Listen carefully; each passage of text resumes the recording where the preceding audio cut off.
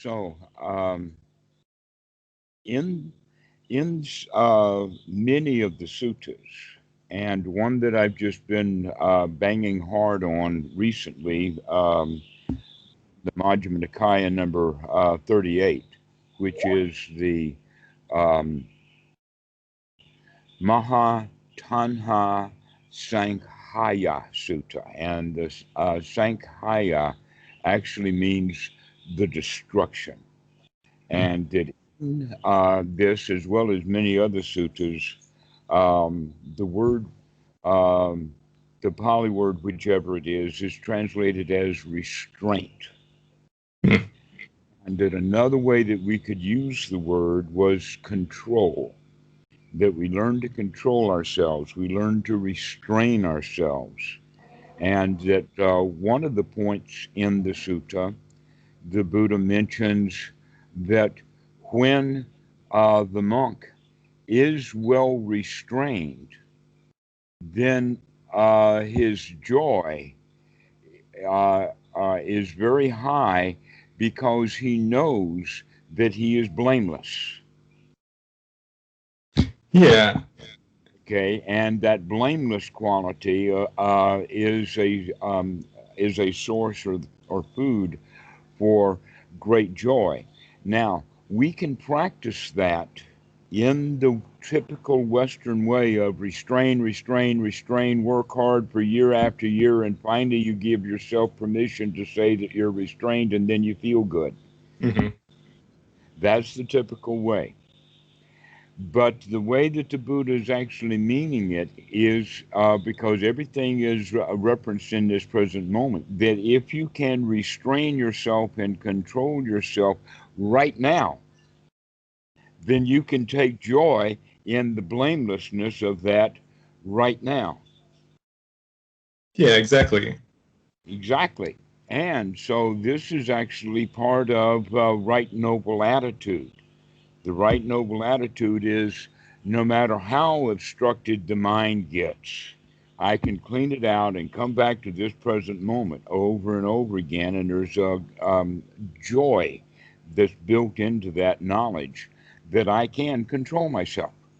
Yeah, and like I guess the things that I described were at like kind of the big level, like my interactions with other people, but like you're talking about inwardly, we can look and have restraint as well. Like, maybe I'm feeling some self-loathing. I can choose to not engage with that self-loathing.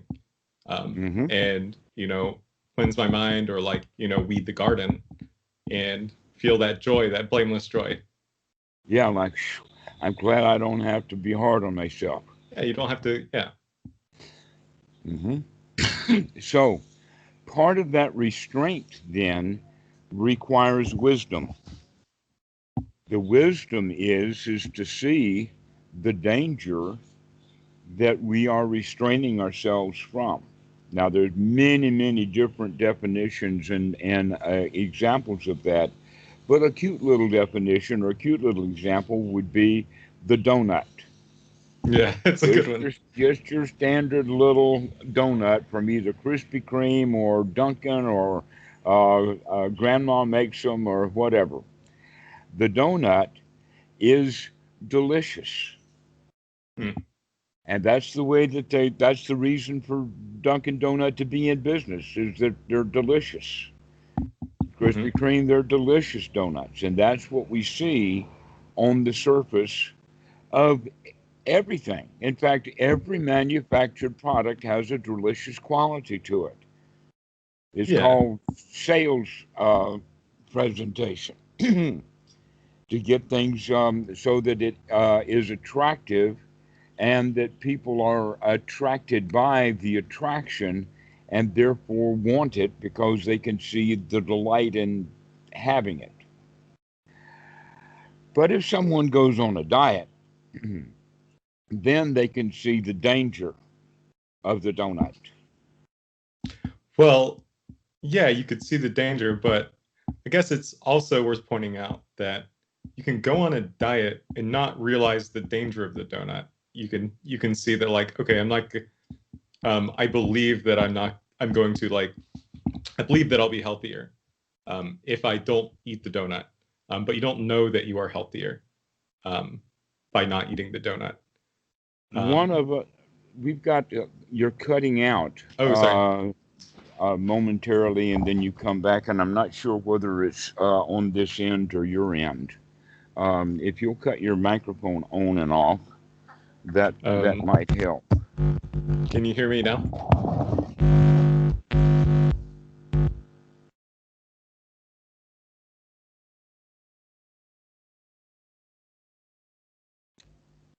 Can you hear me now? Okay, now try it. Can you hear me now? Yes, I can hear you now. Yeah, I guess I was just asking, like, is there a distinction between, like, believing that you shouldn't eat the donut healthier and knowing that, eating the donut, not eating the donut makes you healthier? Because I guess, like, I've been on a lot of diets before, and, like, I don't know, sometimes it's hard to see, especially with, like, internal things, that, like, I am healthier if I don't engage in that bad behavior. Like, you don't necessarily see the mental effects of, like, engaging in wrong speech or something like that unless you can have, like, the mindfulness or, like, the capacity to see it.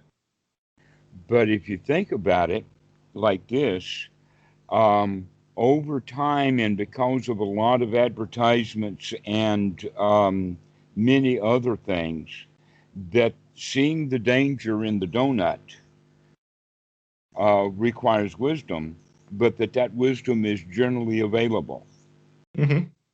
All right, but the wisdom of, let us say, harsh speech is more difficult to come by, because the harsh speech, when we're angry and we're feeling powerful and we speak harshly to someone, we don't see the danger in You that. feel righteous, like, it feels good. It feels good, it feels righteous, and we don't recognize that it's harmful and destructive. Yeah. Okay, that the same thing is, an example of that is, I had a friend, a college professor, one time, and that his dog died, and that in his rage he threw, I think it was a jigger glass, one of these very heavy glass jiggers, that's very heavy because there's a lot of glass in the bottom that's used for measuring alcohol. And he threw that through the window in his rage, Mm-hmm. breaking the window. And this is Detroit in the middle of winter. Yeah. All right. So, but he felt good in the rage of throwing that cup, or throwing that glass through the window. Mm-hmm. Because he couldn't see the danger in doing it. Mm-hmm.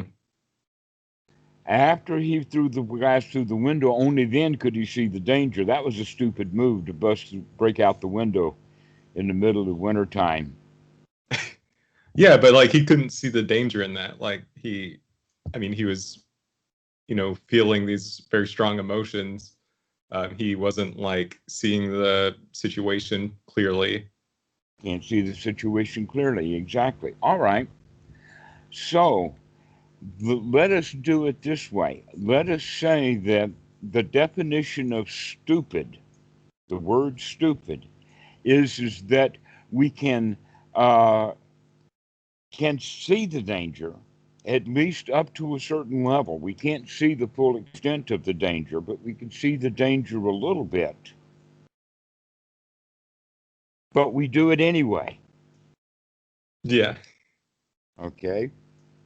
A clear example of that: 70 million people, most of whom knew and have known for more than 4 years that Donald Trump is a liar, he is a cheat, he is a thief, he's a charlatan, he is a criminal, and his behavior is corrupt. They've known that. They vote for him anyway. Because they don't see the danger on the other side.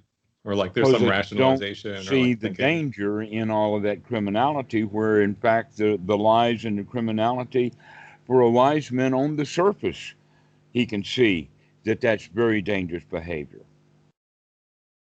But So we all have like kind of these blind spots or like things where it's hard to see. It's hard to see the danger a lot of times. And is that kind of the process of like being able to like wake up, like kind of that relentless, like being like, aha, like, can I see danger here? Like, or where's the danger? I don't know, maybe I'm muddling the words, but it's kind of just like developing that wisdom over time, like being able to recognize that. exactly. So that's what means the wisdom grows is because we can see how things are going to turn out. We can Yeah. see the danger. A clear example of that that I saw when I was a kid, raised in the South, back in the 1950s, everybody went hunting. There was still a lot of deer. And one of the things that was impressed upon me by the way that the guys, the adults acted, was every gun, everyone is watching every gun for which direction it's pointed, Mm-hmm. with the idea of don't point that gun to me. So even if he's got a shotgun that's laying over his arm like that, and he's just swinging around and talking, if he swings over to Joe, and Joe sees that gun pointed at him, he'll say something about it. Yeah. Yeah, I've been to the Okay. gun range a couple of times, and yeah, when anybody's not following that rule, it's like Yeah, everybody you do knows. not. Right. I didn't. I've never been to a gun range, so I don't know that. But I would imagine that that's number one rule on the wall: is do not point your weapon at anybody. Yeah, like people are very alert to that danger. And they're very alert to that danger. Right. Well, the wisdom then would be when all of those guys go home, they begin to look at everything like a gun about to go off. Mm. That we look for danger, or we look for dukkha in everywhere. This is part of the point, that the number one first noble truth is there is dukkha, and the implication is look out for it. Yeah, Become alert. be vigilant, or like, yeah, Be be alert. vigilant. Right. Wakey, wakey. Let's wake up and see the dangers so that they can be avoided. Hmm. Yeah. So, if in fact, um, well, let's talk about it this way. In the progression of the Dhamma, when a person first starts um, practicing correctly, the first major milestone that they make is the one that I talk about for students often, which is no matter how obstructed the mind is, they can see the danger in that obstruction, clean the mind out, and come back to this present moment. Mm-hmm. That's the first knowledge that is noble, supermundane, a factor of the path, and not shared by ordinary people. Why? Because ordinary people cannot see the danger. Ordinary They, people can't see the danger. Yeah. they, right. They can't see how dangerous it is to let the mind go around being obstructed with past and future and thoughts of old arguments and unfinished business and jobs and all of that kind of stuff. And possibly the reason for it is that, hmm, let us say it this way: when you're up to your hips in the swamp, and you're up to your hips in alligators, it's hard to remember the original intention was to drain the swamp. But a Yeah. further point would be it's hard to remember that you can just get out of the swamp. You can leave. Yeah. Yeah. And I Yeah. think we actually, a while ago, we were talking about, um, I don't know, like things that feel like they're persistent, like things that we feel like we're clinging to, like for me, like anxiety or something like that. It can Hmm. feel like it's permanent or like that it's with you all the time. And that'd be like almost like a form of being in that swamp and just feeling like, oh, like I don't know how to get out of the swamp. Like I don't know where it is. Like not knowing that you have the tools to like come back to the present moment, um, and apply right effort, or like I don't know, whatever the right thing is there to get yourself out of the swamp. Well, you're certainly touching on a side point, and that side point is that we have to understand that everything is dependently arising. Everything is subject to a fuel, and that magical thinking is to say that things exist or that they arise without a fuel. Okay, so Generally, everything has a fuel. everything has a fuel. Mm-hmm. That this is in fact the basic teaching of the Buddha of Iddhipapajayata, also known as Paticca Samuppada, which means with this there is that. When this goes away, that will liable to be falling apart. Mm-hmm. When Okay. you remove the fuel from the If fire, you it's remove the likely to fall fuel from apart, but it the go out. fire will go out. Mm-hmm. Okay. That's important because it's also true of anxiety. That anxiety is not there all the time. But when it is there, we notice it's there. And so we have the idea then, well, it's there and I just don't notice it, rather than, oh no, it actually is dependent upon other factors. And when those other factors arise, then anxiety will be here. Yeah. Yeah, like if And I'm thinking like if my mind's in a like not in a noble state, I guess, or like if I'm not thinking nobly, then it would appear that those are permanent and consistent. But Mhm. if my mind is in a noble place, then I would recognize that if these things are impermanent, they like are not there all the time. Like if you Not there all the and time. perform your investigation, like you can see that there's places where Hmm. it doesn't exist or times when it doesn't exist. And so that's kind of like the wisdom you would develop, like This is in the part of the different, and there's like a wisdom. lot of different fuels. Like, so it would be like, maybe you have wisdom about anxiety, like maybe you would have wisdom about anger, like you'd have to understand the fuels that go into those. Exactly so. Which means then the hindrances are normally the fuels for this anxiety. And so when you remove the hindrances and take a deep breath, the anxiety can go away. Which actually means then in that statement that I made is that no matter how obstructed the mind gets, with the obstruction of the hindrances and the agitation and worry and anxiety and all of that kind of stuff, we can still intentionally relax. And We can still take the intentionally fuels away relax. from that fire and come back and see the reality of the situation or see the truth in this present moment. And this present moment, the truth is that the anxiety is not here. Yeah, It's and like, not here. It's here. And it yeah, we comes up and it goes away according to its own fuel. yeah, we have the tools to do our investigation and to pluck it out. Hmm. So, moving right along from the first to the second noble truth, where the mind gets really, really fit for work, into the third of really understanding what the teachings of the Buddha are, which has to do with this wisdom of seeing the danger and being able to avoid it. And by avoiding that, we avoid the danger in that, Hmm. whatever it is. This is actually then the real teaching of the Buddha in dukkha dukkha nirodha. You have to see the dukkha and then avoid it. Yeah, remove the clinging, or like, Right. yeah. So this is a major, major wake up in the noble student's mindset, Hmm.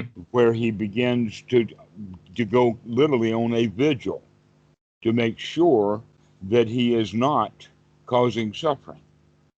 So the example would be uh, the husband is looking for something, and he doesn't know what it is, where it is, but he knew exactly where he put it.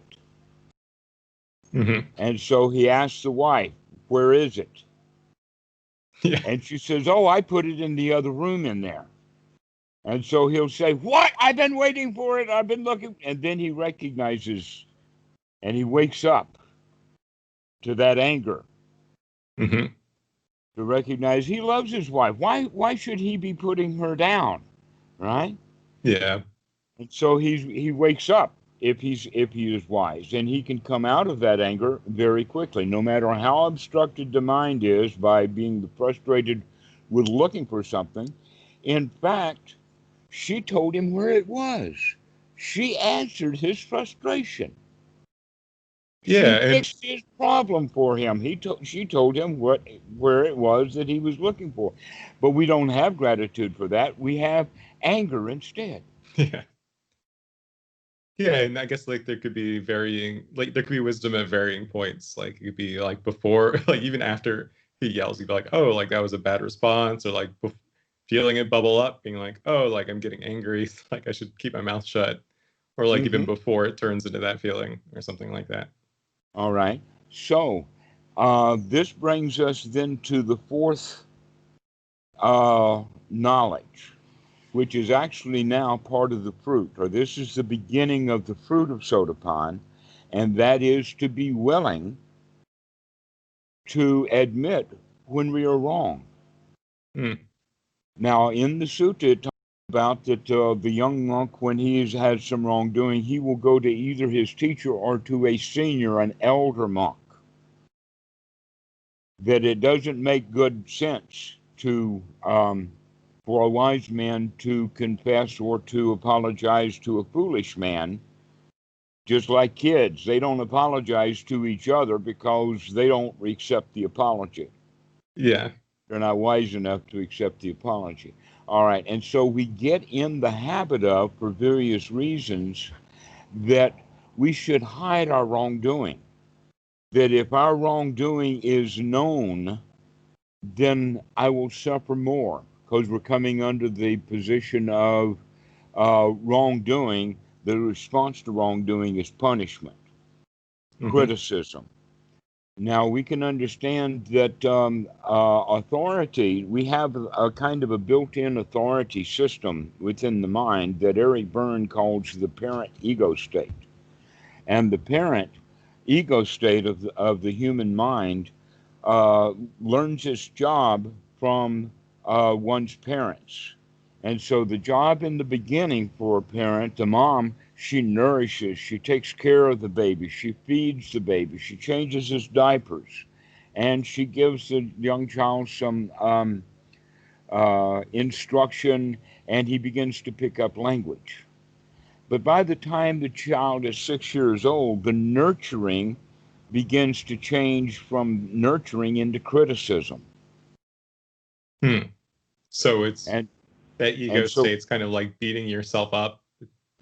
mhm, we take all of the rites, rules, rituals, ceremonies, ways to do things, your oughts, your shoulds, your coulds, your woulds, and all of that, and put it into a certain frame of mind, which is the parent ego state, and then we are critical of ourselves for that.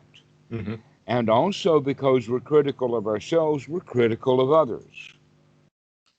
And because we're critical of others, then when we do wrong, we are not only critical of ourselves, but we expect criticism from from other people. We That expect the criticism criticism from other people, as in people from telling other, us when we're wrong. right, which can be. I mean, criticism can get pretty heavy duty. You can be in handcuffs. You could go to the back of the jail, and you can rot in prison. I mean, that's pretty well heavy duty criticism. Okay, so you're saying like there's kind of this parenting attitude or like this criticism that we're expecting externally, and we also do that to ourselves. We're like, And we I don't also know, do if I that to engage in, if ourselves. I eat that donut, then like I'm gonna be like, oh, I shouldn't eat that donut. Like that's Ah, I bad shouldn't for have me. eaten that donut. Right. After I've eaten it, now I shouldn't have eaten it. So that's the criticism. Hmm. All right. So basically what we're getting to is the fact that we do not want to recognize our wrongdoing. We don't want to see that we've done wrong. Oh yeah, of course. Yeah, because the critic in the back of But your mind. why? That's a really interesting point. But why is it, of course, that we don't want to uh, uh, let it be known when we screwed up? I mean, because we're gonna have this like criticism hurt. I mean, like it hurts your feelings. Like it makes you feel bad about yourself. But if we hide it, then we have the mentality I can get away with it. The very wanting to hide it is the mentality I can get away with it. Mm-hmm. Which now means is that this is wrongdoing. It's been pointed out. Everyone assumes. I assume that this is wrongdoing, but I'm going to keep doing it anyway because I can get away with it and I see some benefit in it. Okay, so like if I ate that donut, you know, maybe I'll think I shouldn't have eaten that donut, but then it's going to be my tendency to And we'll kind of have forget that about same it and move on thought to the next donut. And we'll have that same thought in the next donut. And we didn't really learn anything from that. I shouldn't have eaten that donut. Because we're just kind of ignoring the repercussions. We're ignoring we're trying to cut off that critic. Trying to escape from it. Yeah. Trying to escape from the criticism of the wrongdoing. Yeah. But now the Sangha is set up completely differently. The Sangha is not there for criticizing young monks. It's there to rehabilitate them. Mm-hmm. So an example of that would be if a young monk commits some, let us say, heinous offense, whatever that means. The monks around him may know it, but they're not going to tell his family. Mm. This is not lay people's business, because the lay people will be critical. In fact, mom may even go so far as to go to the Wat, grab her son by the ear, and take him home and burn his robes. Yeah. Because she has too much respect for the Sangha to allow her son to sully the Sangha by his bad behavior. And so she doesn't want to have the reputation in the community of her son being a bad monk. You see where all of that is going, okay? So this is the part of the reason that the lay people are not informed by the Sangha when a monk is misbehaved. It's because this is a area for them to... Because everyone comes to the temple and ordains or comes and lives at the temple misbehaves. Yeah. I mean, it's a place for you to like break out of that cycle of to rehabilitate, criticism, and right, to rehabilitate. That's the whole idea. It's like if you break a precept or something, it's more of like a learning opportunity. It's not a... Exactly. We learn by our mistakes. Yeah. So this fourth step then is the step where we are willing to admit our mistakes, because it's only through our mistakes that we will grow. In other words, if I'm causing myself and other people suffering, but I don't want to see it as wrongdoing and I'm trying to hide it from myself and others, then that actually is dooming me to continue to do it. Mm-hmm. The same thing is true, let us say, with the Catholic,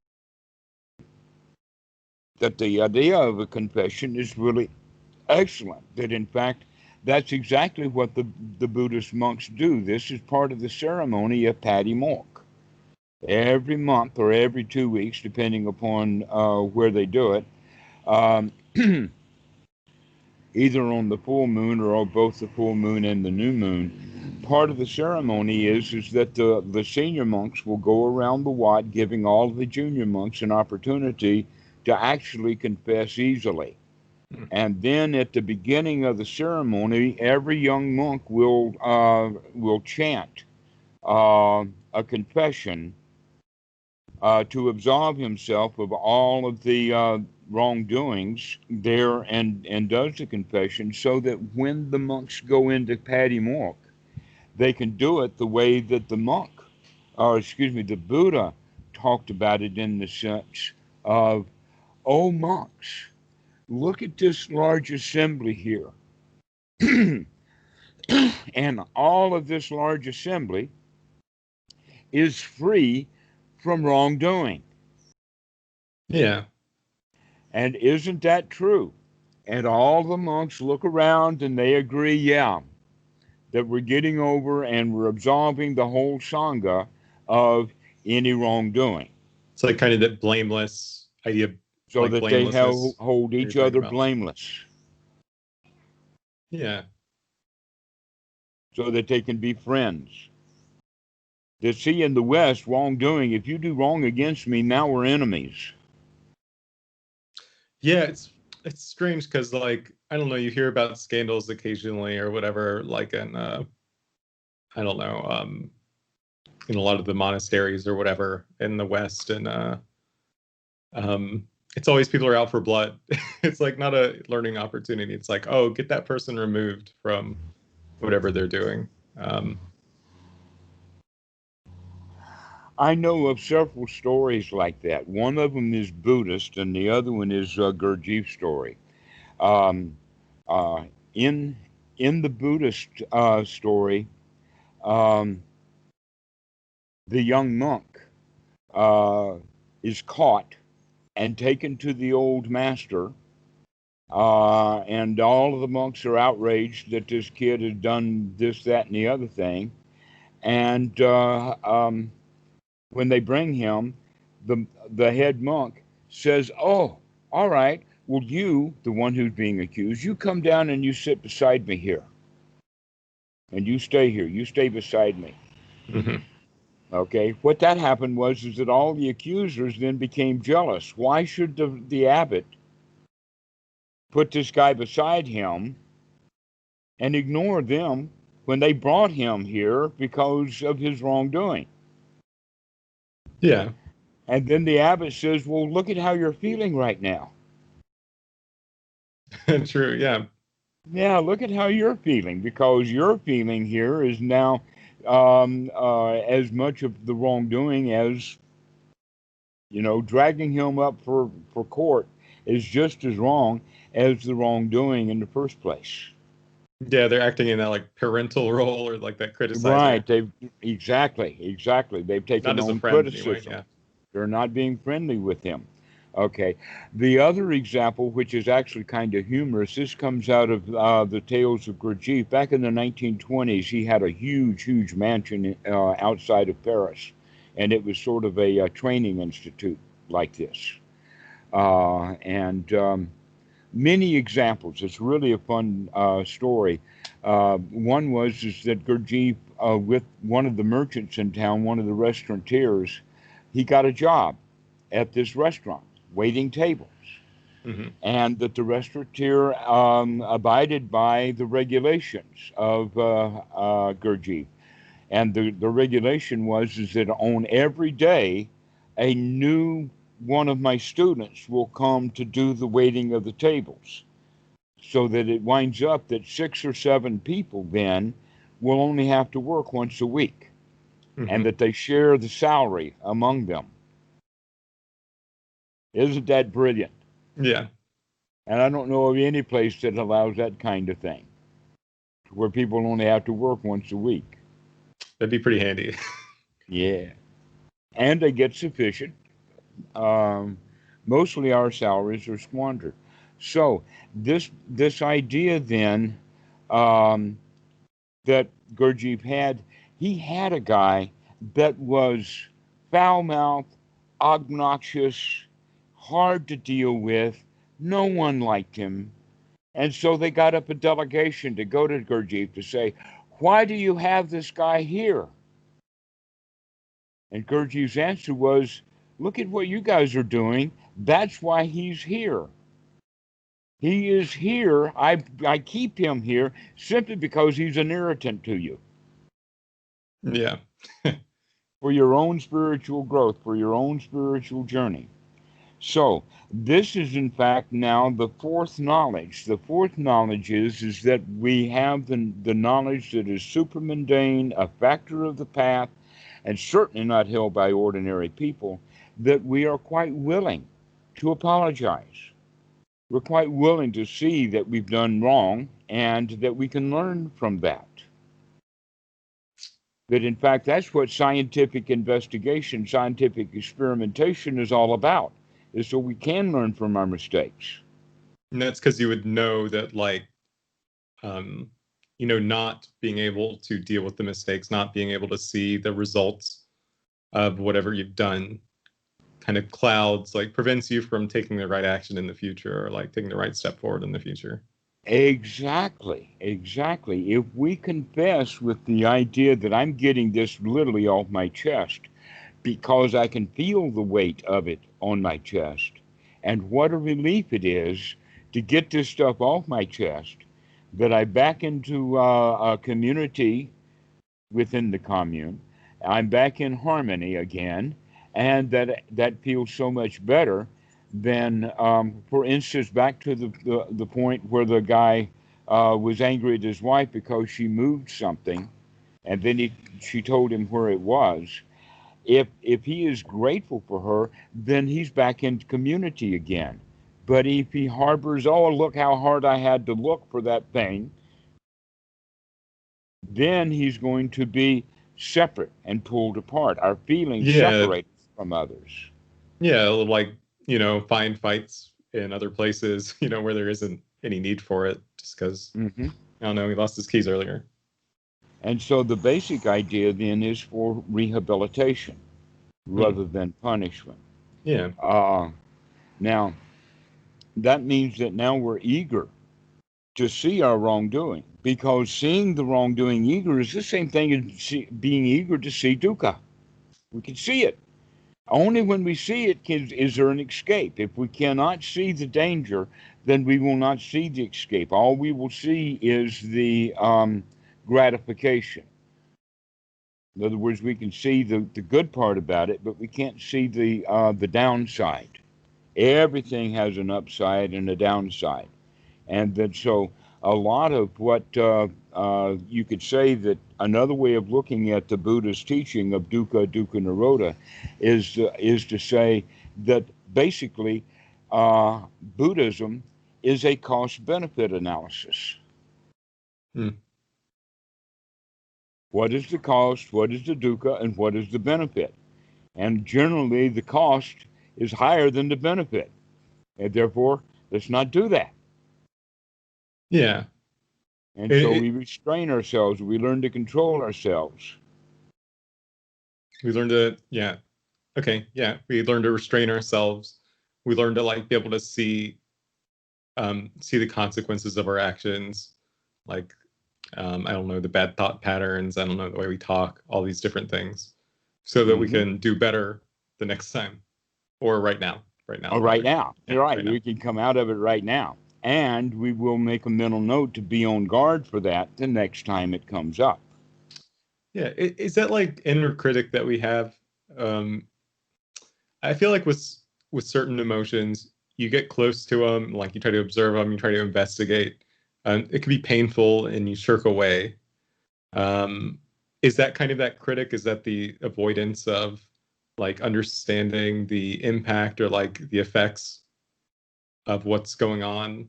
Like, Yes, I would say that sometimes pain avoidance and what we do to avoid pain, because we do it unwisely, we wind up in more pain.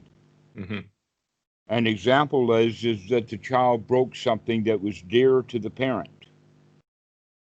And so he takes that item that's broken, he hides it, mhm, thinking that if he was caught with it. Now, if he'd taken the item to his mom and said, Mom, I'm really sorry, I didn't mean to break this,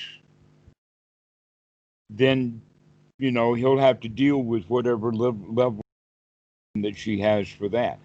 But if he hides it, and now she goes searching for it and looking for it and is getting more and more frustrated because it's dear to her, and she's fine, and she looks and looks and looks, and finally she finds it where he's hidden it. Now she's going to be furious, mhm. and she's angry because he's lied to her. She's angry because he's hidden and prevented her from finding, and so she's definitely now going to be much more critical. Yeah, because of Before all it the might have been sneaking, and a chastisement and a hug. Now he's going to get a spanking. yeah, and so it's like there's a lack of honesty there, or like, it's better to be honest with yourself, and I guess with other people as well. I don't know, to avoid that hiding, to avoid, avoid it, like to be able to see things Uh-huh. as they actually are, as opposed to like, a mental fabrication or. Well, I would say that most lies, most lying is done for pain avoidance. In other words, it's the avoidance of getting caught for wrongdoing. And so instead of confessing it and getting over it and getting rehabilitated, now we go deeper into it. Now, not only have you done wrong, but now we're into a cover up. Yeah, we had like layers of delusion and being like, oh, well, like I lied because of that.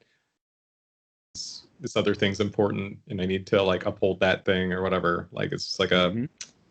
I don't know, layers of complication. And sometimes that cover up requires lie after lie after lie after lie. Yeah, you have to And so keep. there's almost no end to it. Yeah.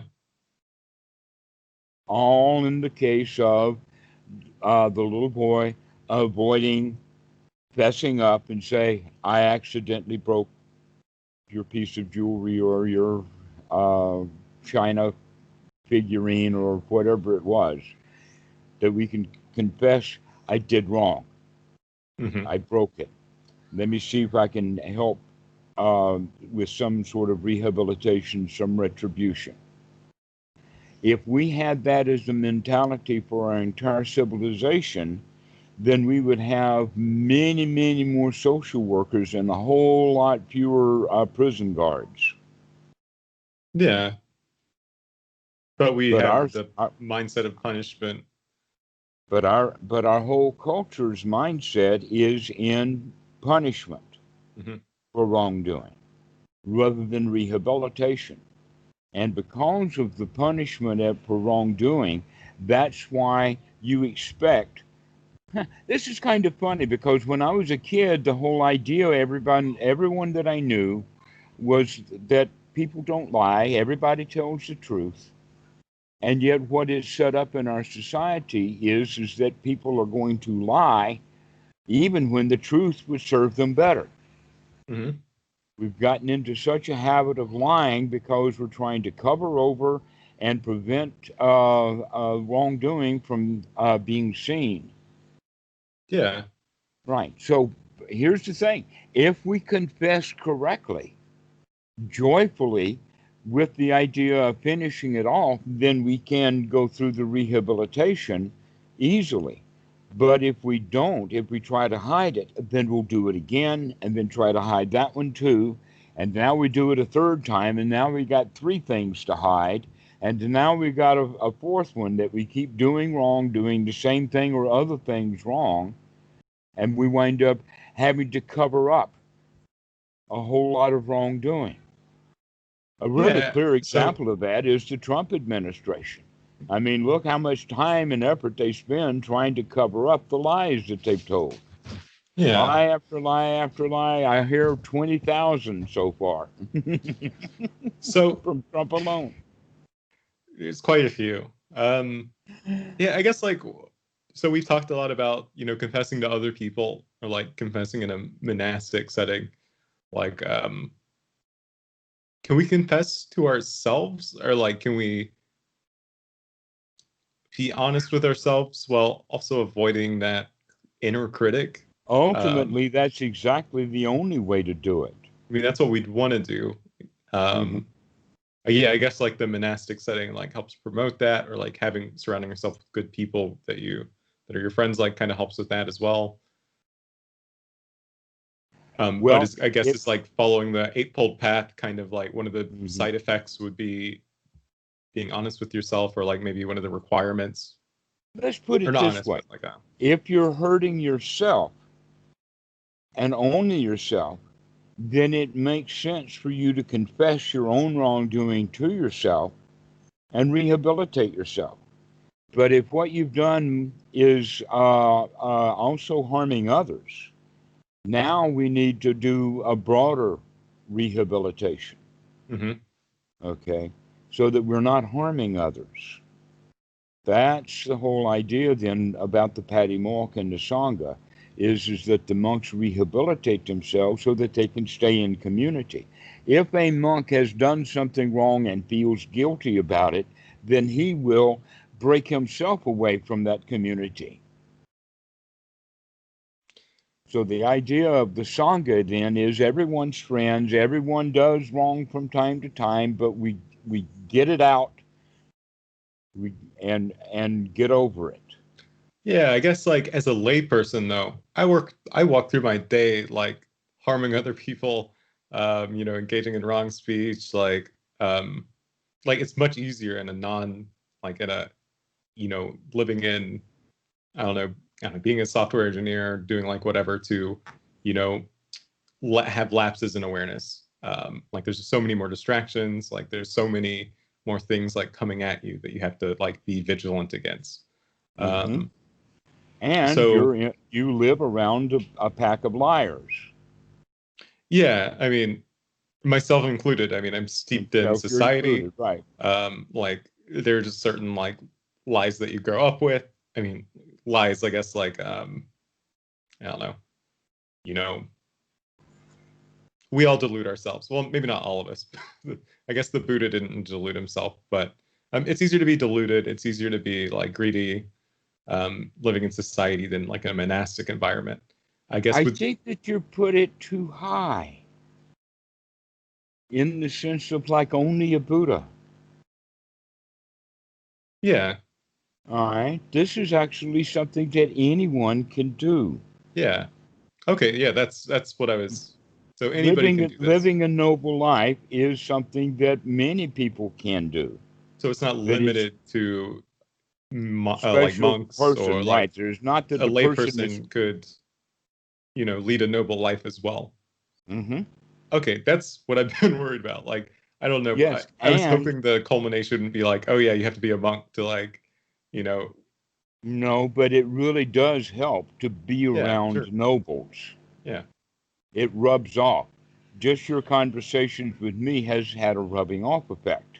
yeah, All right. So, but being around Bhikkhu Buddhadasa and being around Achan Po, things rubbed off. mm, I use the word rubbing off, but you're in an atmosphere, or you're in a let us say that a fish in a creek or a fish in a pond will respond to the quality of the water that he's in. hmm, If that fish is actually in a sewer, then he's going to die. And a lot of rivers have been turned into sewers, we know, because of all the dead fish floating, right? hmm, yeah, All right. But there is also water that is conducive to the good health of fish. They hmm, have found that, in fact, blocking the water with dams has been greatly detrimental to the fish because the fish, let us say, um, evolved and grew up over many, many centuries with the way that the water was before man started building dams and polluting the water. yeah, All right. But you can also see the important point is that the environment that the fish is in has a great deal of effect upon him. hmm, And so if you go as a fish and start living in clean water with some other really good high quality fish, then your life is going to be much better than if you are living in a sewer. yeah. That makes sense. Right. Well, sometimes work environments are like a sewer. Other Hmm, times they're only slightly polluted. But the whole idea of getting away from the world then is to getting away with other nobles so that we have a really excellent environment. And it does rub off. yeah, it's a Okay, good so foundation to practice these things and to grow and I don't know, like develop the factors. there's nothing unusual or special about this. That we know this. That in fact this is out actually comes out of our instinct. Mm, The herding instinct, the nesting instinct, our instinct to go along to get along. If we go along with nobles to get along, we'll be living a pretty noble life. hmm, If we go along to get along and we're working for the Godfather, then we're going to have a pretty heavy duty life with a lot of fear. Yeah, I mean, yeah, we can, look at the way we live. We can look at the people we like associate with. Like these are all great ways of, yeah, like Exactly cultivating the so. qualities that we want. So, And yeah, we can choose to um, be honest with ourselves. It's not, I don't have to live in a monastic environment to like be like, yeah, I'm going to see but things for living how they around are. other nobles. This is what the word Sangha really is all about. And Mm. so some people can say, oh, well, the Sangha is only the monks. And others will say, oh, no, the Sangha is only the noble monks. Only a very few monks are in the Sangha, and a lot of monks are not. And then other people will say, oh, no, anybody who lives in the temple is in the Sangha. And then others will say, well, we've started a retreat center or a meditation hall here, and we all meet once a week and meditate together, and therefore we are a Sangha. Hmm. Okay? And this is not the right way to look at the Sangha, but rather to look at the Sangha as a community, and that it doesn't matter when, where, or how often it operates. What it has to do is it noble or not? Yeah, well, what if we looked around and we said, this is my Sangha. These are the noble people that I associate with. And what if we make that decision that regardless of who's around us, that these are nobles that I'm interacting with? Is that Well, this is one of the reasons why I would encourage the students who call on Skype to get to know each other. That if you're practicing in Detroit and somebody else is practicing in San Francisco and you're living your lives in San Francisco with all the regular people in San Francisco, then your Dhamma is going to be slow. But with Skype and with other tools of the internet, if you have a community of nobles, then they can talk together, they can inspire each other. It's not that they're getting their Dhamma from a teacher, they're just getting Dhamma from each other. Yeah, I mean, I believe it's yeah great to build a network of people that you can Mm-hmm. talk to, that are trying to build the same qualities that you are. I guess I was just getting at like, what if a truth to that noble person is that the people that are around them Mm-hmm. are noble? Like, what if even that person that annoys you, like that person's a noble. I'm going to treat them, like my relationship with them is going to be like follow the Brahma Viharas. I'm going to see the good, or I'm going to see the good qualities there, or I'm going to see Mm-hmm. that person for like how they are and treat them like with respect and whatnot. Then could you just treat Okay. the whole world as your song? I mean, I guess it Well, sounds kind let of us dumb, say but if like, someone is bad behaving and he goes around and lives in other people's bad behavior, he's going to be around them and he's going to continue that behavior and the criticism and the covering it up because of the criticism, etc., like that. Just the old ordinary world. But now this guy comes and is around the nobles and they find him forgiving, or they're forgiving towards him and they're accepting towards him, then he will begin to behave the way they are. Let me give you several examples of this, though they're not noble.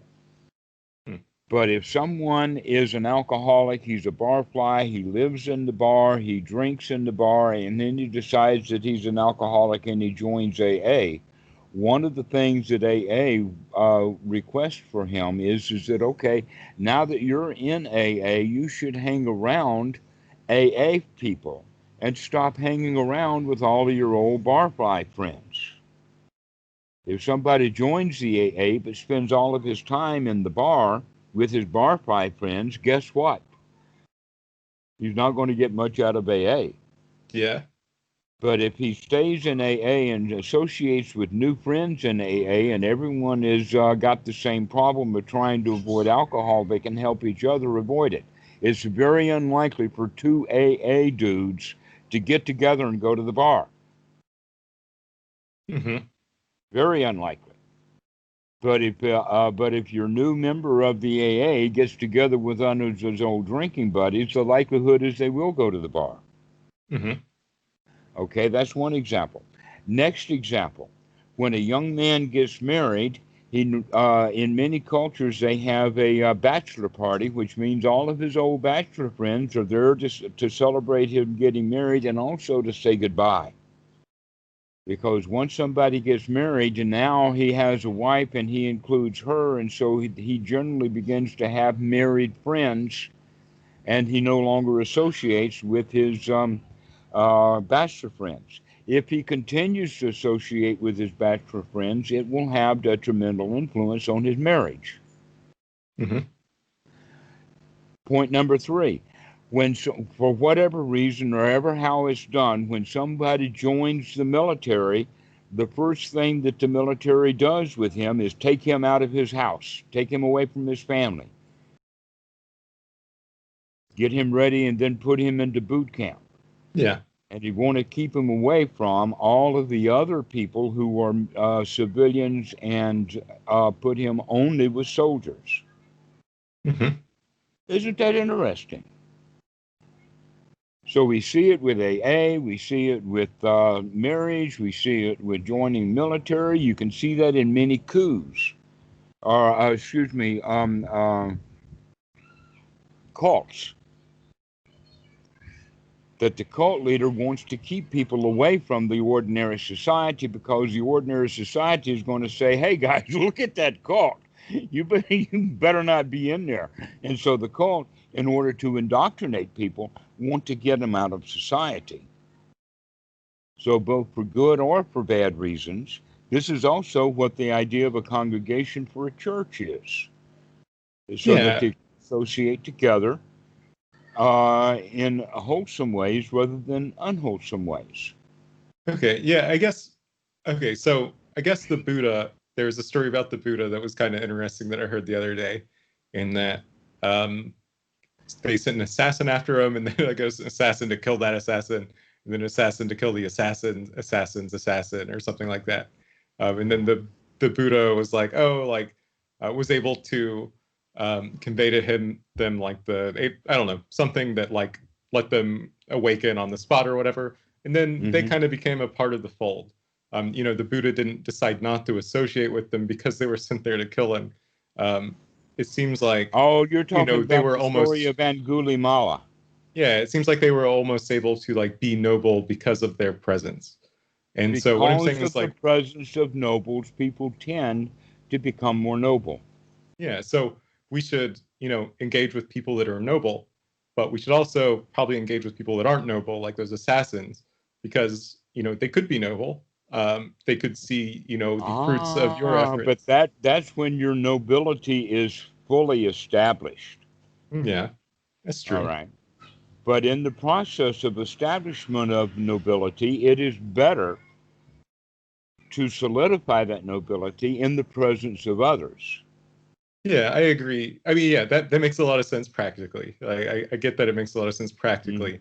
But the And end a good result, you would fish hope can to, survive in sewage for a little while.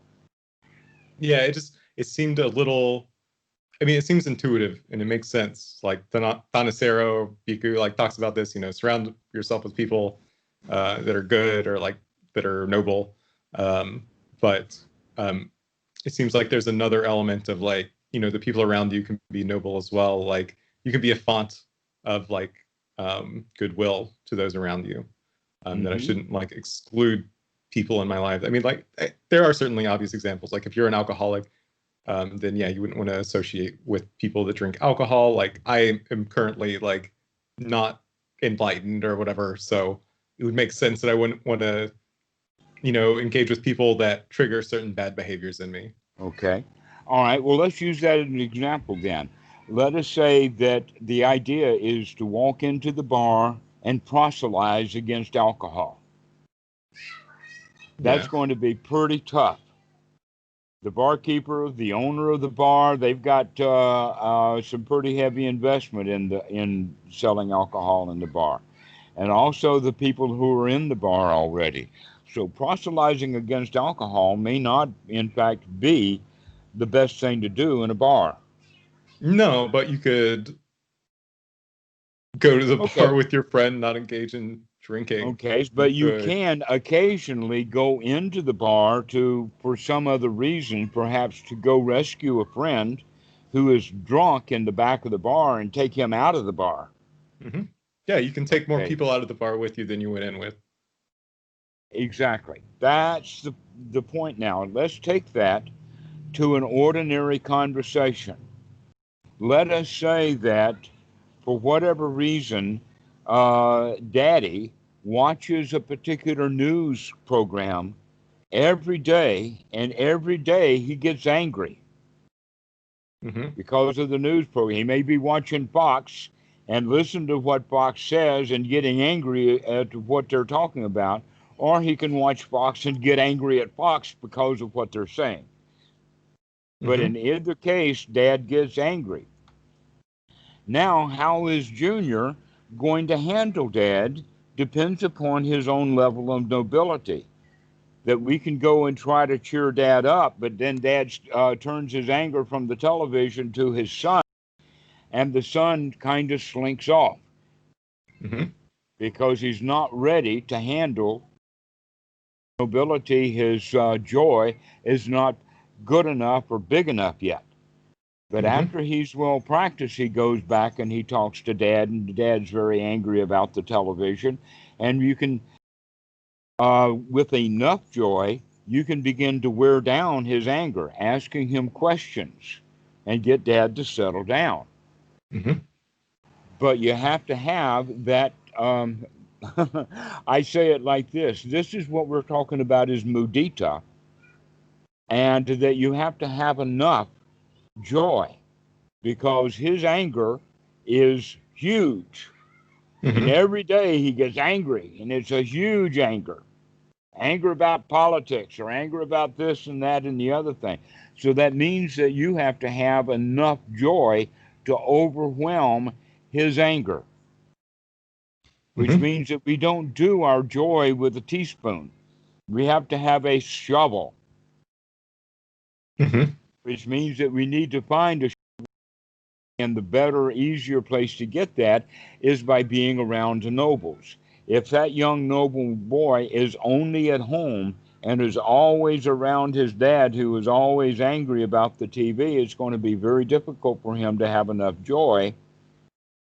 Not impossible, but if the boy spends a lot of time with nobles who spend their time in joy and talking about the Dhamma and the delights of the Dhamma, then that will help replenish or get his supply of joy so that then he can handle his dad.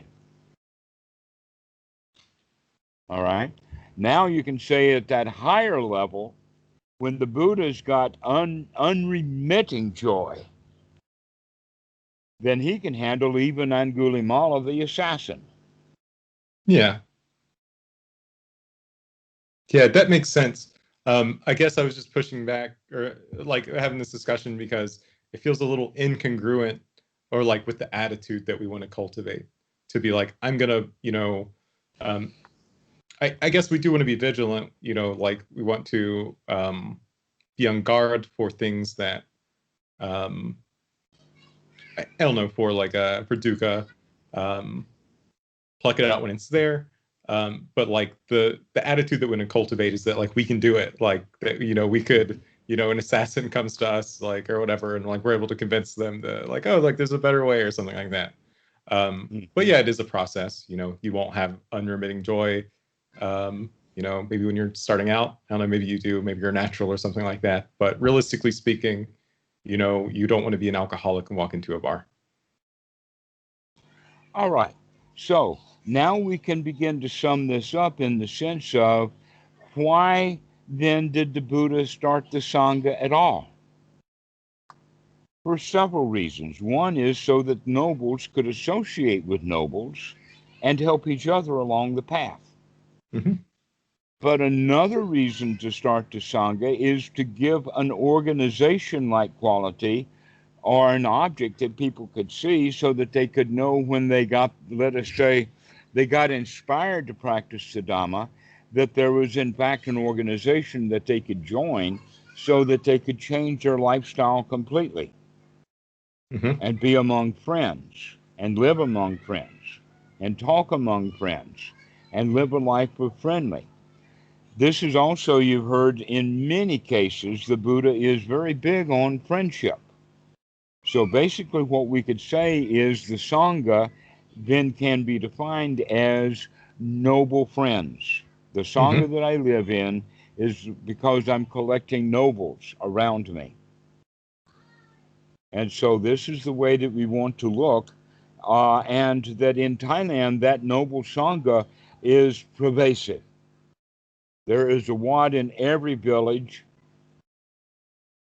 I don't know how many Wats there are. I've heard that there are about 20,000 Wats that don't even have any monks in them. But most Yeah. of the Wats do have monks. Mm. They've been abandoned. Some of them have been abandoned over time. But the number of Wats that are in use is in the literally maybe 30, 40,000 Wats are currently in use in Thailand. And they serve that noble purpose. But in the West, other than with other religions like Christianity having churches and whatnot, the Buddhist, we don't have a community yet. Hmm. That in fact, what we generally have are Dhamma teachers who are competing with each other. Hmm. Oh, I'm a better teacher than he is. Come give me your donation, or come by my retreat. And so the advertisement does not advertise synergy and wholeness. It advertises aspects that are still part of ordinary society. Possibly the funniest one is when some well known Dhamma teacher will try to get out the vote. Yeah. I think that that's just so ridiculous. I mean, if you're going to learn to leave the world, then let's leave it. Let's not go back and vote and then leave. That if you can see with wisdom that both parties have their problems and that neither one of them are worth actually voting for, then we don't vote. Ooh, Can that's you? an interesting question, because we are supposed to use our brains sometimes, and if you can build a chain of logic to say that, you know, this one person would like lead to less suffering and hundreds of thousands of people, then would you want to take that small action on your part to like maybe move the needle in one direction? And so it would make sense to engage the people that listen to you to like, I don't know, maybe explain that reasoning so that they can help move the needle as well. I mean, sure, yeah, maybe it's not as like well thought out as that, but sometimes it is really clear But the cut. needle doesn't move because someone is elected who is better than the other one. The needle moves because people, their mentality, let us say, from ordinary to noble. An example of that is that there is a certain amount of politics in Thailand. Yeah. There is a certain amount because of the army and the coups and all of that kind of stuff. But one of the things that we do know is that at least the Wat is a place where it's free of politics. There is no politics. People who are inside the Wat are not thinking about yellow shirts or red shirts and things like that. Hmm. That they think about, that's something that those people do. Maybe a few of them can come to the Wat and learn some Dhamma, and then they will avoid protest and street movements and riots and voting. And if enough people do that, then there won't be enough people out there rioting and voting. That a few of the people who come to live in the Wat and don't care about politics anymore were actually politicians before. And now they don't care enough about politics to even be a politician, and they're a Dhamma dude now. Yeah, that's a good point. So you're saying like, you know, we want to change the mentality of people. We want more people in the Wat. We want more people waking up and having like a noble mind. Hmm. Um, Voting would have some impact on the lives of other people. And if that impact, if like that result would bring more people into the Wat, then like why not take that action? Okay. So basically, what we mean by voting is which barking dog has the most sheep. Which barking dog has the most sheep? Mm-hmm. So you'll have one barking dog saying, "Oh, immigrants are bad, blacks are bad. Um, we've got to keep track of this thing. We've got to make America great again. Bark, bark, bark, bark, bark." And the other side is over there barking, "Look how bad those folks are. We need to get this place back to normalcy." Right? And so the question of the voting is who's got the most sheeple? Which barking dog has the most sheep? Are you going to be a sheep? And does it matter if you're a sheep which of these two groups you're in? Because you're there just listening to some barking dog. I think it depends on if we care about bringing more Ah, people into the Sangha, or like if we care about reducing the harm on other people, then those would be mhm. perfectly valid reasons, like within the Eightfold Path, to take an action to, you know, Well, vote for one of those maybe then the right groups. thing to do is to go to one group or the other, the sheep, and talk to one or two sheep in that great big crowd of sheep to say, "Hey, why do you want to listen to this barking dog or that barking dog over there? Let's just go off and have our own party." Yeah, but why not do both? Because it's Uh, almost it's not an either or in that situation. It seems just really morally, if in very obvious choices. If it was like, 50-50, like you can't really see the harm that one candidate would do is less than the other, then like, maybe it's morally ambiguous not to vote or not to encourage other people to vote. But if it guess would what? reduce the suffering of Guess other what? people, You don't know what the future's going to bring. Let me give you this scenario. Trump gets reelected. He continues to be doing what he's doing now, and now people begin to really have an uprising, and so there's a huge sea change in the 2022 election. All right, and that because of that, they literally decapitate him as a president, as well as some other changes, and he winds up in prison before his term is finished. That's a possible scenario. In other words, things by voting for Trump, America could get cleaned out quicker than if they just postpone it and just keep the same old, same old. That going into voting for Biden then is just going to bring back the old normalcy where you have many starving people and the government is just inept and not doing anything for anyone. even in the Dhamma, we deal with ambiguity, though. Ah, You have to look okay. at So, many different situations. I mean, um, I think there are certain moral choices that are pretty ambiguous. You don't have to cling to the vote. You could, but I don't see any reason, any, if you believe that something would reduce harm for other people, if it's very clear, mhm. I don't see why you wouldn't take that action. I do see why. I see what you're getting at in that you're trying to like say that there's this like societal option that's like very ambiguous and like can't really see the future. But like if you can say like, oh well, this will probably lead to better outcomes for a lot of people, it could potentially have more people in the Sangha because it'll be easier for them to wake up. um But guess what? A whole lot of people is not up to you as an individual. In fact, a lot of people don't vote because, in fact, they can see the disgust in the whole political show. And they have uh nothing to do with the yeah, I mean, I Dhamma, but don't they, disagree with you there. Like it can be gross and disgusting, but like mm, yeah, I mean, it seems a little hoity-toity to say, I'm not going to take this action that could that could help, lead to a lot less but suffering than other people. does that action take a result? How many people, in other words, the voting is all about whose herd is bigger. Which barking dog's herd of sheep is bigger?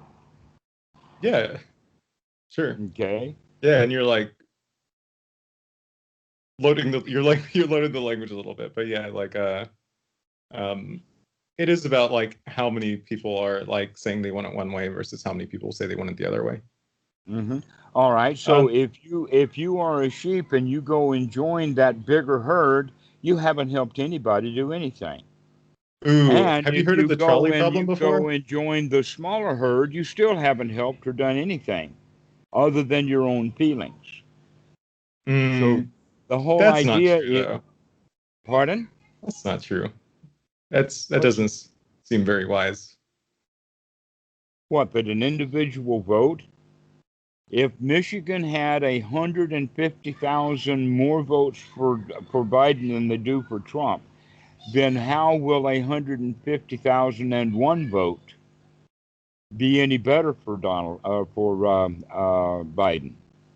Because we don't know how many votes will be in exactly. I mean, um, That's right. We yeah, don't know. That's the whole that we don't know what effect things are going to be. but But we do just know if we're wise how we feel. And if we feel good, then we can accept the government that we have. can't we do both? Because most people do not accept the government that they have. They hate it and they're out active and they're trying to do something, and it always winds up this group pushes against that group, and that we can't tell um, which group is going to win. We don't know those things. Um, okay, so it sounds like you're saying that, a vote is not necessarily going to lead to any one outcome, uh, We which don't is know. true. It's We right. don't know, and I don't know. Have you heard of the trolley problem before? The what? Trolley problem? Charlie's problem. Trolley. So like you have, I don't know, there's a train coming and like you can pull the lever and either like on one track there's 1,000 people that die and on another track there's like 10 people that die. Mm-hmm. Like, do you pull the Mm-hmm. lever or not? Like, No, you choose not to pull the I lever. didn't You set just that up. I don't okay. have So to you pull would any let levers. more people die than the. Well, let us say it this way: the guys who made the trolley cause that problem, not the guy who throws levers. Why didn't they put a Okay, better so safety system in the trolley? I mean, yeah, it's just a thought And what about experiment. the guy who's? I hear that there's two ways of doing it. One is that the people who are going to die are tied to the trolley tracks. Well, didn't the guy who tied them to the trolley tracks, isn't he more guilty than the guy who did or didn't pull a lever? Yeah, so it's not moral to save lives. Um, it's not moral to wrestle in the mud with a pig.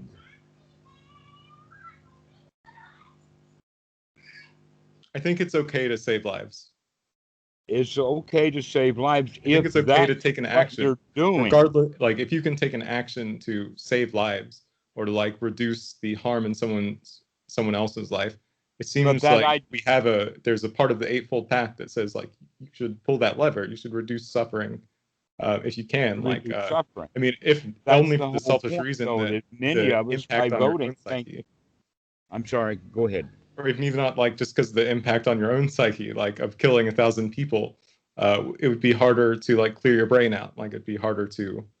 I mean, I know we can, but like living with the weight of all that death might be even more difficult. Like there's selfish reasons, there's like unselfish reasons to like choose to save the lives, and that's overly simplified. Yeah, I guess I don't see the problem with like if you have a decent chain of logic to say like, hey, like there's a good chance that taking this action would help other people to take that action. In And I don't in think a I get your point, like that voting is ambiguous, like, and this is a messy like societal problem, that it's not it's not spiritual, like it's kind of muddy. It's, you're rolled around with the pig, but we don't have to attach ourselves to it. Like you could just assess the situation, take the correct action, move on. Let's put it this in another way that may have an indication of what we're talking about here. You have no doubt heard that the NRA has made the statement that the best option for a bad guy with a gun is a good guy with a gun. Yeah, Have you ever heard that? Yeah, it's kind of dumb. All right. Well, let's pursue that for a bit. It is dumb. It's easy to see that it's dumb. In fact, there have been instances where uh, just recently that two people were killed. One was a security guard that was unarmed, and then the other one was an off-duty police officer that had a gun, Mm-hmm. and he got killed. He got killed because he got involved. He went in there to vote against this criminal that was shooting him up. Mm-hmm. Okay? And it didn't work. He got killed too. So a good guy with a gun is not the right solution for a bad guy with the gun. The Yeah. right solution would be a bad guy without a gun. Yeah. Or without the means to hurt a lot of people. Sure. Okay. So this whole idea then of being armed with the vote is nebulous. There's another way of looking at it. Let us say 70 million people got this idea that they don't have to vote. And let's say that they were all Biden voters. And 70 of us decided this time we're not going to vote at the polls, we're going to vote with our feet. And all of a sudden, Thailand now has 70 million new residents because they all moved to Thailand. They moved out of the United States. That would be quite a thing for Thailand to have to deal with, is their population doubling immediately. But the point of it is that the politics in the United States would completely fall apart. Yeah. It just fall apart completely. It might have some detrimental influence for a little while, but eventually the 70 million left that voted all for Trump in that election, they now break up into divisions and they start to fight with each other. That basically always the wisdom is to get out of the fight.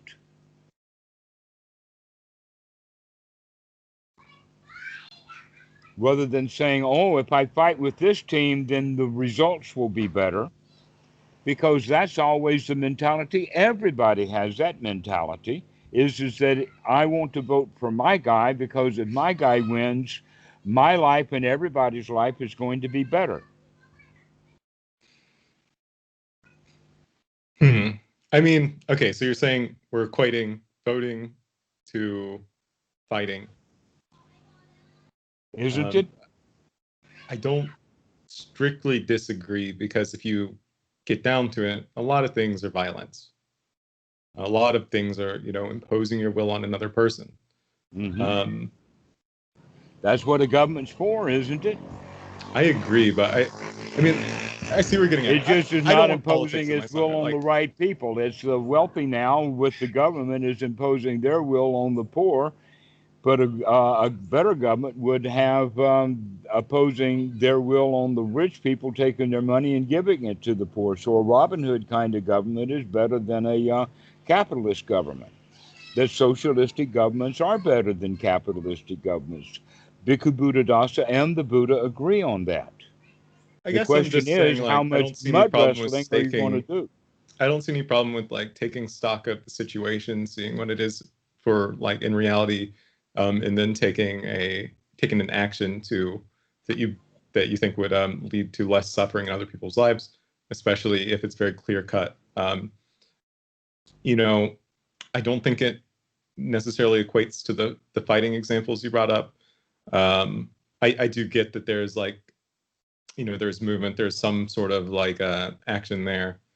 But yeah, if it would reduce the suffering of other people, if there's a pretty clear chain of events that would lead to other people being harmed less. I don't see anything wrong with that. I don't see anything wrong with talking to other noble people, being like, okay, like what's consistent with our values, like what would move the world a tiny bit closer to it in a better direction. You know, it's not like you don't have to throw the baby out with the bathwater. Right. Okay. So, in that regard, then having conversations with nobles about politics would be a better conversation than having that same conversation with, let us say, people who are so avid in supporting Trump that they want to have children locked up because they're immigrants. So I do Okay. agree. So I think maybe here's where like I got sidetracked in that you're saying you wouldn't want to abuse a position of power to like influence other people. So like the leader of a Sangha, you personally, it would be a bad choice for you to tell me how to vote. Or to Now, vote.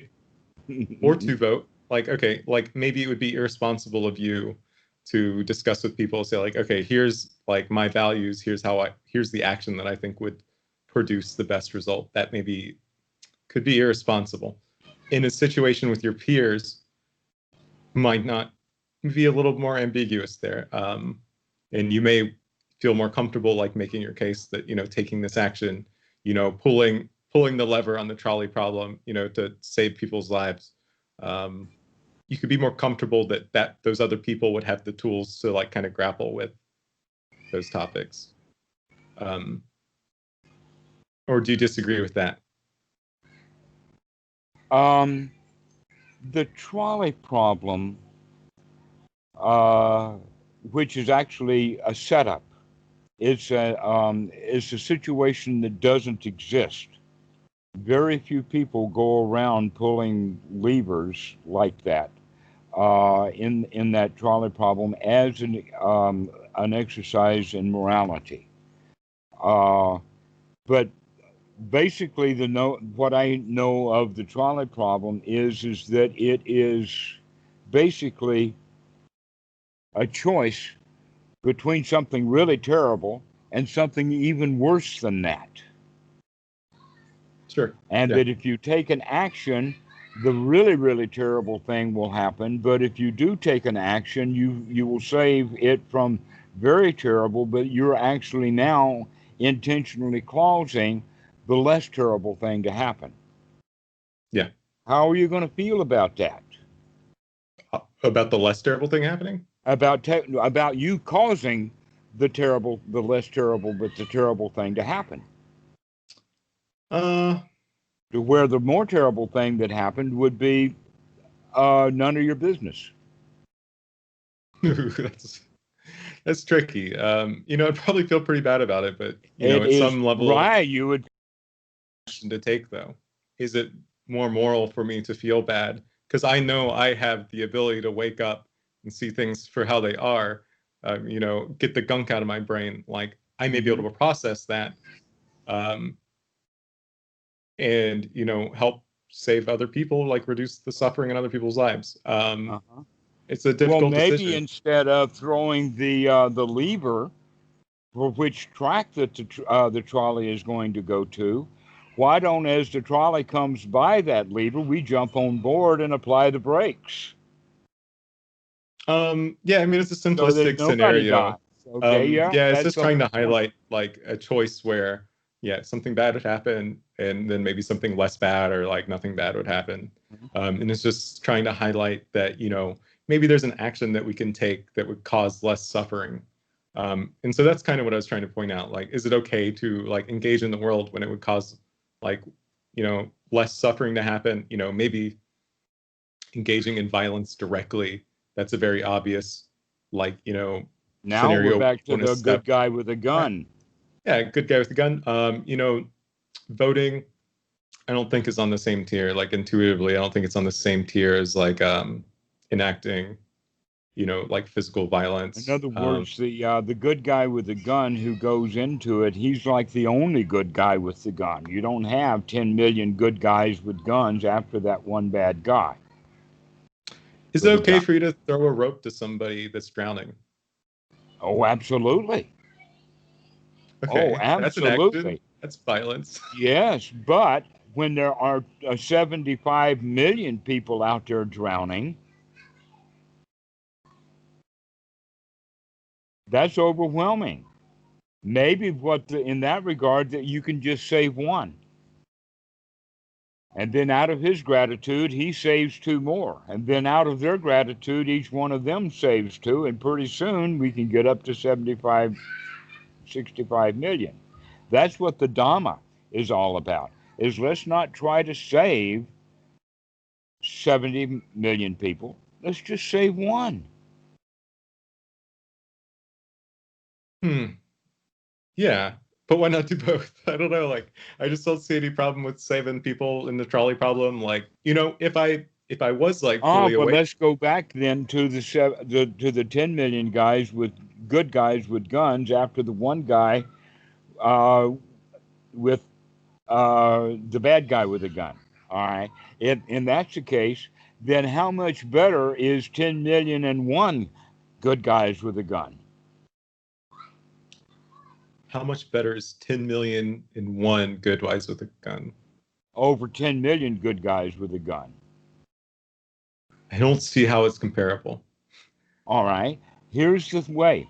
There are many people in this past election who were not just going to vote, but were out canvassing. They were out advertising. They were putting their money in. They were sending money, and the money that they sent in got into television ads. Mm-hmm. And so you can call these people political activists. Mm-hmm. And they were there by the millions on both sides. Mm-hmm. Okay, so let's just say 10 million again. 10 million activists. All of them for Trump or all of them for Biden. Is 10 million and one activist going to be enough to throw the vote from one to the other? I don't know.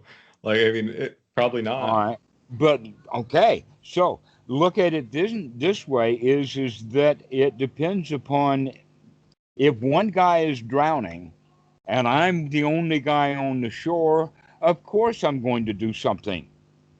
And because I can swim, I don't mind going out into the water. But two guys, let us say that one guy is drowning, and the only guy that can save him jumps in the water too, but he can't swim either. Now you've got two drowning people. Okay. Okay. Going back to the story of dads watching Fox News and getting angry. If we engage him and we don't know how to swim in joy, we're winding up going to be drowning in his anger. So let's look at it from always the small, individual, what you can do, as opposed to, oh, I need to lend my tiny, tiny, tiny little weight to all of these other millions and millions of people and join them because I feel so bad about how the government is operating. And I can save millions of people by voting for for Joe Biden. Because So look the at all the magnitude. people. Yeah. It has I disagree. To do I think it's okay to do small good. It's okay for me to spend 10 minutes to vote. I mean, if like it maybe only there's is 10 minutes. Yeah, it is. It didn't take long. But look how many people have been spending not just all day long standing in line, but some of them have also been working for weeks and months, working to the best of their ability and having a lot of bad feelings along the way, and especially having the bad feeling. I mean, look at on voting day, they didn't have the result. And so everybody in the United States is unhappy. Yeah, there's like They want to skillful and know. unskillful ways to handle that. Like, Hmm? yeah, I mean, I'm Okay, not suggesting any let us amount of boil down to clinging or. this. If you can find a skillful way for voting, then go for it. Well, I mean, why? Like, okay, if you can find a skillful way. So you're saying you can't skillfully Most engage in voting is done politics. unskillfully. Most voting is done with trying to see some personal advantage. Remember earlier when I was giving you the definition of stupid? That people can see how bad Trump as a politician really is. Many people can see that. Well, Yeah. guess what? A whole lot of other people can see how bad and wishy washy and no good, no account Joe Biden is, and they can point out all of the duplicitous times that he has agreed with, meddled with, and joined with the Republicans. And so now you have the progressives, they don't like Biden either. I think it's pretty obvious that one of those choices leads to greatly But reduced it's suffering. obvious to you. Obvious to me. And it may be obvious also to me, and in that realm, I agree with you. But what I'm also pointing out is that while it is obvious to you and obvious to me, there's an awful lot of stupidity out there. There will always be ambiguous actions that we take where we don't know if the results of that will be positive or negative in the universe. That's right. I could take a action that I believe is moral that, accidentally hurts a lot of people, but my mind remains clear and I just don't see the impact of that because I'm not looking in the right place. But that is true for 1,000,001 actions that we take. So we always have to grapple with ambiguity. So, I think somebody on the other side of the aisle could probably make the same argument that I'm making for their candidate. But, which I think is what you're pointing out. But if I do believe that an action would reduce, if it is fairly clear that an action would, other people will be deluded. Other people will be like, whatever, you have to have some certain amount of confidence that you're interpreting the world correctly. And if I see that one action will result in hundreds of thousands of lives potentially being less hard or less deaths or anything like that, that ultimately seems kind of good for the Sangha. It seems like you would want to bring people in. You'd want more people realizing, the Four Noble Truths. Yeah, I don't see any reason to not take minor actions that could potentially help other people. I do get that you don't want to get wrapped up in the machinations. You don't want to dirty yourself with that. But I thought a lot of the point of this was that so that you could engage with the world. You could be of this world but not a part of it. Be in the world but not of the world. Yeah. That so was we can be in the world. How did that work out for him? I think you can die gracefully, and I think he came close to that. He did that. That we got to give him. We're ultimately trying to cultivate, we don't want to be afraid of death. I know you brought up some examples of people trying to, block a gunman. And I hope that if I thought I could help in a situation like that and, bodily harm would come upon me, that I wouldn't think twice. I don't think I'm in that situation, but I guess I just see that some issues seem kind of, obvious. I don't want kids locked in cages. If I think certain foreign policy decisions or whatever, I don't know, maybe you could make the argument that I shouldn't be engaging with any of these lines of thought that would reduce in hundreds of thousands of lives lost. But if you could do that in a skillful way, I don't see the problem with it. I have had, let us say this year, dozens of good ideas. Not one of them is going to be implemented. Yeah. Okay. One of the good ideas that I've had is to relocate all the nukes out of Turkey into an area of Ukraine that I know. Boy, if they put the nukes in Ukraine and put a big U.S. military base in Ukraine, that would really change world politics. Yeah. And taking all of those troops out of Turkey would not do Erdogan any good. Okay, so these are the kind of ideas. Also, using derelict, abandoned housing for the homeless would be a very, very good idea. It's not going to happen. You're getting all the delusion without any of the benefits, though, because you're not partaking in the political process. Well, that's because you're thinking about all this stuff. You're dirtying your mind by thinking about Erdogan just like I dirty my mind by thinking about like reading the Wall Street Journal or like New York Times occasionally. So I don't see any difference here in that we're both rolling around in the mud. But I'm Except that I saying I'm okay recognize with. that okay, here's the difference. The difference is that I recognize that my good ideas are not going to happen, Yeah, I know that my and ideas that are. all they are is just a good idea. I mean, I guess we're talking about. I'm just saying that I think certain people are equipped to that these people will make decisions that will result in less deaths, and that's very clear. Unfortunately, none of them are politicians. I mean, yeah, the world's a dirty place. I mean, we would like The to world is safely. a dirty, dirty place, and Yeah, if we get too much involved with politics, that really is like mud wrestling a pig.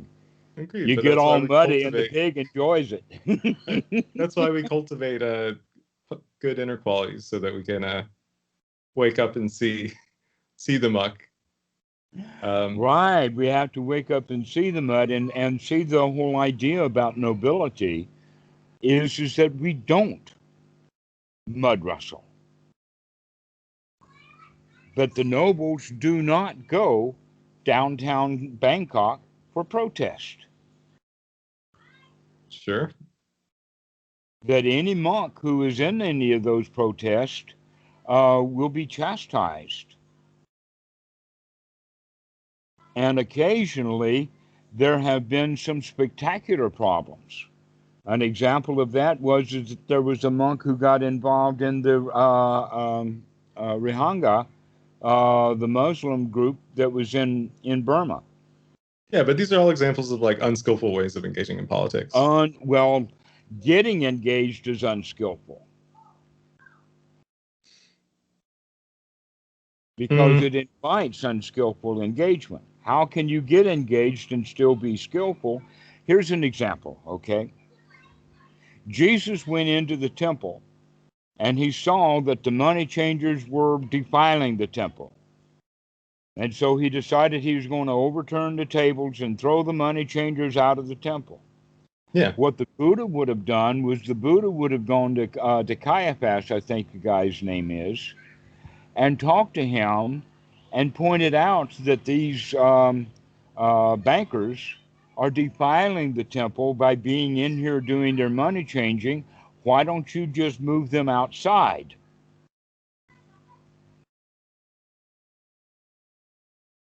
Why don't you just move them outside? Yeah, just move them out of the temple. That's what Jesus wanted. He wanted them. He didn't want to kill all the money changers. He just wanted them out of the temple. He's engaging in politics if he does that. He's, Pardon? I mean, he'd be engaging in politics if he did that. Well, the Buddha did He's exactly that kind politicking. of engagement, But yeah, the but Buddha's he politicking didn't there. vote. He didn't join the sheep. He went and had a conversation with the barking dog. You see, we don't have to convert just one sheep. If we can convert a barking dog, we can save the whole crowd of sheep. I don't disagree. That's why he had the communication. He actually was good friends with both King Bimbisara and King Pasenadi.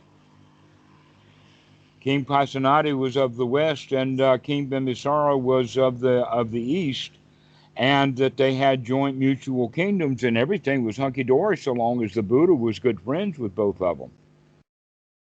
But 100 years after the Buddha's death, now you've got war on your hands. But the point is that the Buddha did, because of his position, work with the people who were in charge, the royalty, and that Jesus was not able to do that. His relationship with Caiaphas and with Pontius Pilate was uh, tainted. It was tainted with accusations of wrongdoing and things like this.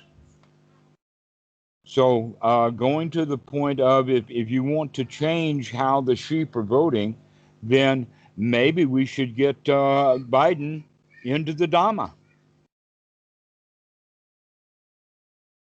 But only to Maybe. happen in that maybe. Okay, so this is the idea then is that instead of voting, we can spread Dhamma. Maybe Ooh, it's here's a good Biden question. doesn't need the Dhamma so much as Donald Trump needs some Dhamma.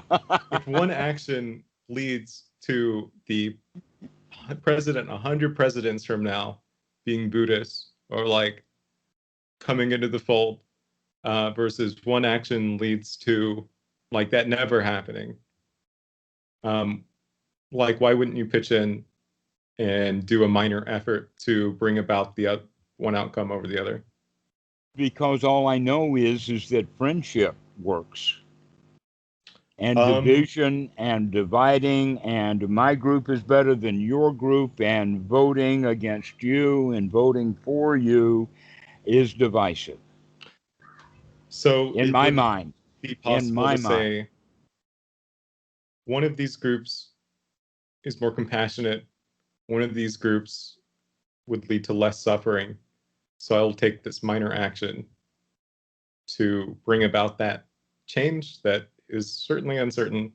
Like, it's Okay. not a sure Let us thing. say Like, that you recognize this group as unwholesome, and in comparison, you go join this group because they appear to be I'm wholesome. not saying join anything. I'm saying like we can take one Well, action. Like, I mean, okay. it just goes back to the trolley problem. Like, there are two bad things that are about to happen. One is orders of magnitudes worse than the other. Um, you know, we could choose to disengage from that, but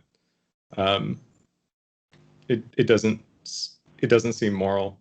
It doesn't seem consistent with anything that we've talked about. It does if we, with wisdom, know that it can have some value. And everything is subject to one's individual observation to come to that. If we do it with wisdom, if we do it with investigation, then we can do it in a way where we can, let us say, um, help the outcome without actually getting in the mud and wrestling with the pig. Mm-hmm. We can invite the pig to dinner or something. I agree that it'll be hard to do that. Like, I certainly didn't engage in. I mean, like, I voted and I didn't do it skillfully. Like, I was certainly mad at Uh-huh. times. But we often talk about ideals. We don't talk about, or We're talking about maybe. hypotheticals. Voting is a hypothetical. Let's follow it along just one little bit more. Rather than being merely a voter or merely being a volunteer for a campaign, let us say that we really do want to make some changes to Washington. We really want to get in there and do some good, which a lot of people do by the Yeah. tens of thousands every year. And so, with the connection that you have as friendship with the mayor, you get on the representative's staff, and maybe 3 or 4 years from now, helping the Senate candidate get elected. And so now you get on the senatorial staff. So you've got all of these staffers in Washington. As far as congressmen and whatnot, we've got 100 senators, 435. You got some vice presidents and presidents and that kind of thing. So let's say that we've got less than 600 officials. But you've got tens and tens of thousands of people who go to Washington to drain the swamp. And they wind up in that line drawing showing that when you are up to your hips in alligators, it's hard to remember that you're there. Your original intention was to drain the swamp. Yeah. Okay, so a little bit of draining the swamp is a vote. A little bit more draining of the swamp is becoming politically active. Even more draining the swamp is actually getting a job in Washington and go and live in the swamp. Yeah. Nobody's drained that swamp yet. In fact, it's getting fuller and fuller with swamp creatures. Yeah. Sure. Okay, so it's hard to remember that our original intention was to drain the swamp when we're up to our hips in alligators. So, back to that story about the young man, the son goes in with his dad angry at the television, and he winds up being in the swamp, surrounded by the alligators of his dad's anger. And he can't drain the swamp. Mm-hmm. Tens of thousands of people every year go to Washington to try to drain the swamp, and every one of them winds up being in the swamp and eventually a swamp creature. Yeah. With every one of them have the idea that I'm here to drain the swamp, and not one of them takes even a whole cup full of water out of that swamp. I mean, I think moral progress is probably a good sign that things are moving in a generally positive direction. But moral progress. Now we're talking MLK, Martin Luther King. No, I don't know. That's just I didn't know he talked about moral progress. I'm just saying, like, the Oh, trend well, is the going somewhere arc of the positive. I mean, universe bends towards justice or something like that. yeah. I mean, Okay. there's a lot of Basically, philosophers what that. we can say is that over in the past, humanity was really ignorant. And because of humanity being really ignorant, we were really violent. Yeah.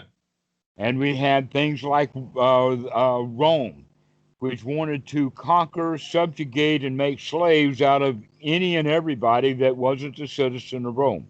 Mhm. All right. And we've had the same thing similar with ancient Chinese emperors and whatnot like that. But over time, as humanity has slowly begun to wake up, now we live in a culture that's not quite so violent. Mhm. And it's going to continue that way. But in fact, everybody generally now has the idea that violence is not moral. Yes. But 2,000 years ago, killing your enemy was the right thing to do. That was the moral thing to do. Save your tribe. That guy's a criminal. Let's kill Yeah. him.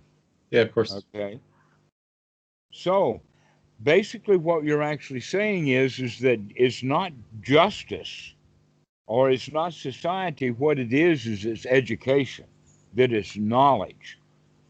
And that as Dhamma dudes, if you want to vote, your vote is to go teach the Dhamma. Yeah, I don't disagree. I guess what I was just trying to convey is that, through the day, I am faced with 1,000 decisions that take a varying amount of time with varying uncertain impacts. And, like the monk examples, a lot of monks have, participated in politics to poor ends. That's totally true. But like voting, certain low level engagements with society seem kind of like, at least for a layperson like me, seem inevitable. That I wake up, I engage with some of these systems, and like I would want to engage with them in a healthy way, or at least like a healthier way. In that, voting one direction seems to have some minute chance of having a positive impact on the world. It's fairly obvious in certain Okay. situations. But don't you think then teaching the Dhamma has impact? Yeah, there's just like 10 minutes. I'm not sure. I have not counted. I don't know how many. I haven't done a survey of how many people's emails I have or how many people I've contacted on Skype or whatever. But it's been hundreds. Yeah, just like, why not do both? Why not engage, with Well, people? Why not have good friends? let Why us say not? that I voted.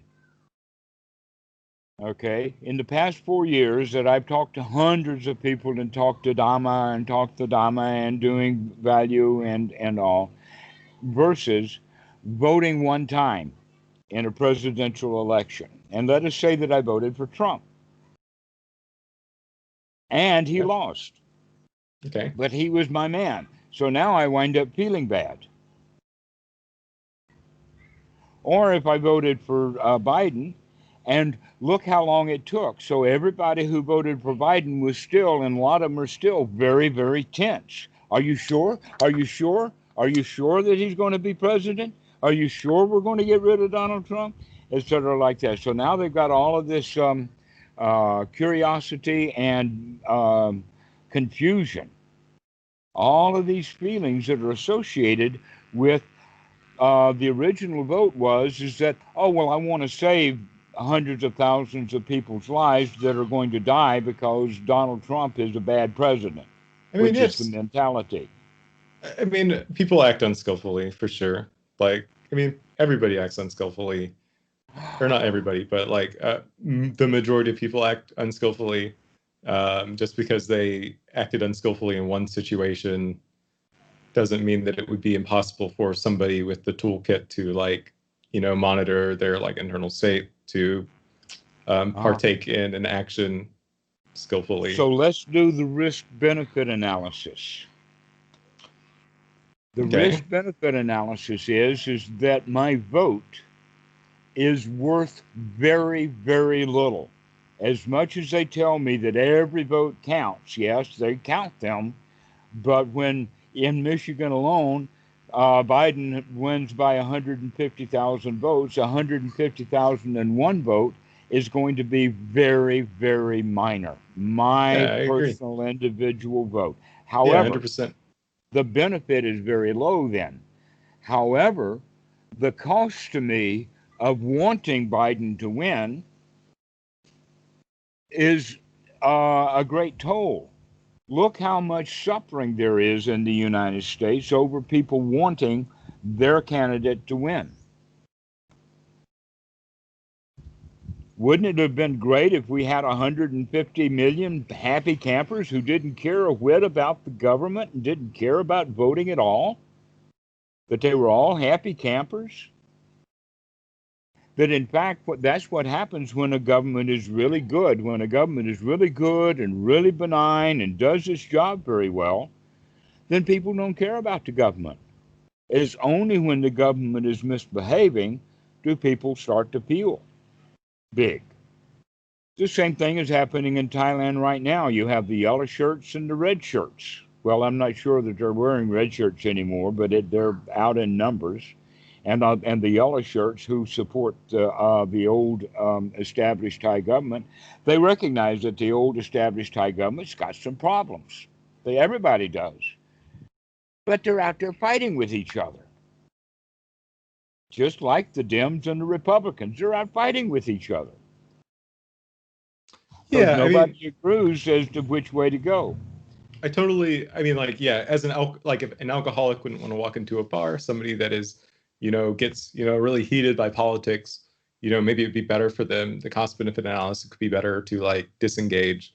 But I would guess like somebody like you who is like aware of their internal state, like could see like, oh, like there's a lot of tension there or something like that.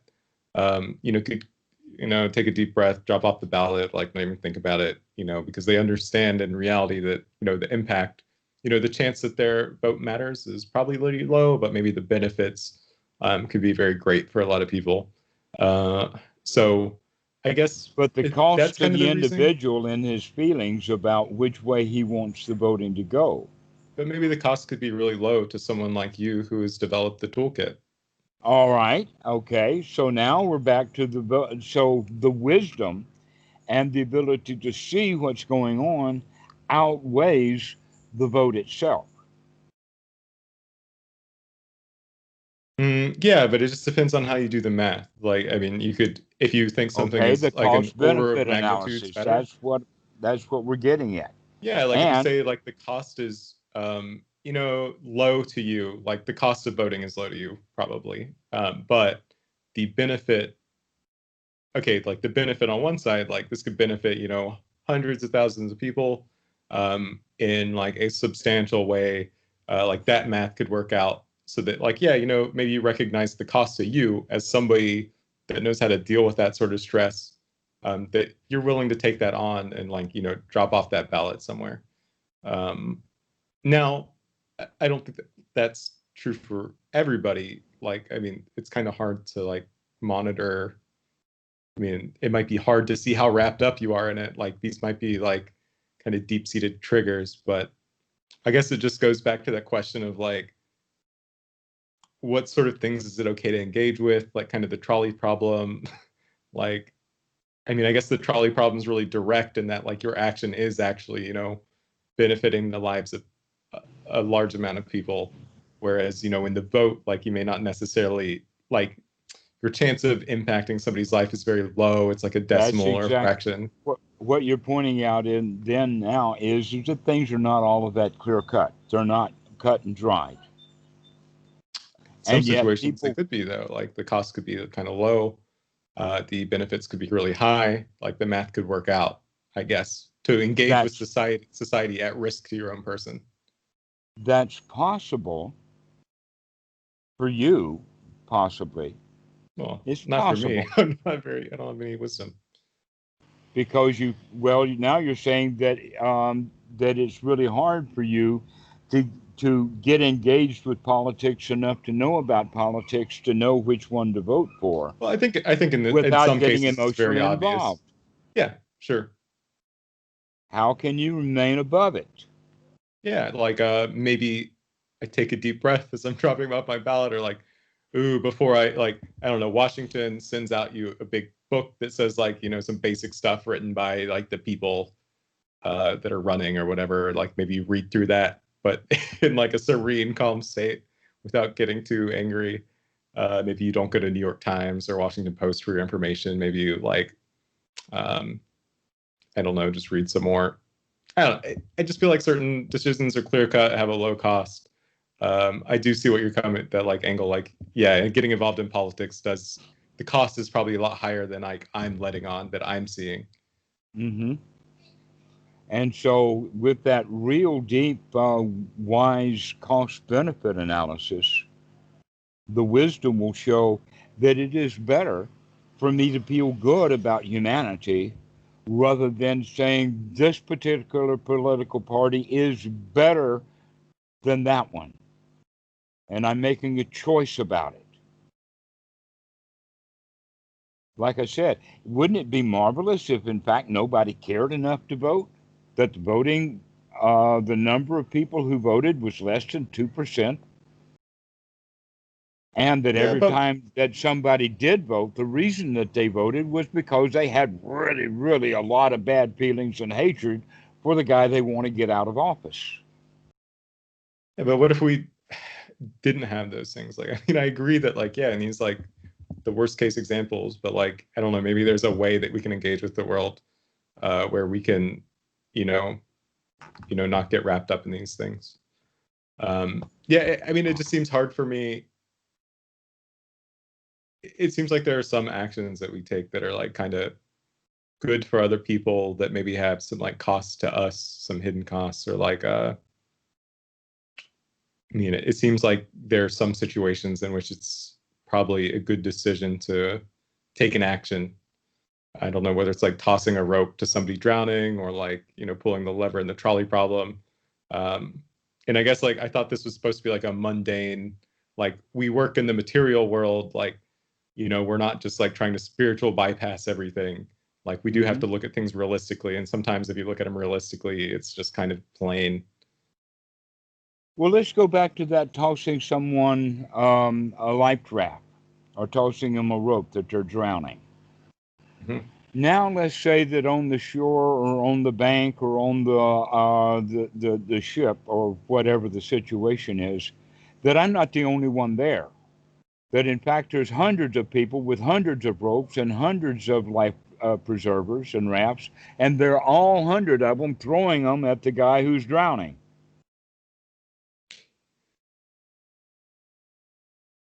It Wouldn't it be depends on better in if you that have. case? Wouldn't it be better in that case than I not bother to throw my life raft or life preserver out there because the water's already full of life preserving preservers and the guy is still drowning? Maybe even in the case that the preservers are part of the problem. One of them hit him in the head. If you have the skills to be able to help that person, why not help them? If you were in a position to help that person, then you should do it. The world is full of helpers. The world is full of helpers. The world is full of helpers.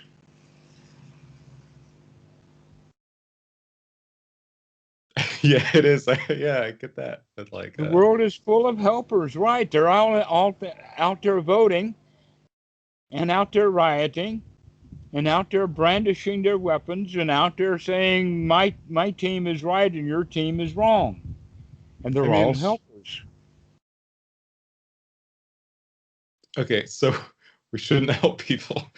We shouldn't throw them a rope if we're uniquely unless positioned they're to help. asking for it. Unless they're asking. Yeah, if they ask me, hey, will you throw me a life raft? Of course I'll throw them a life raft.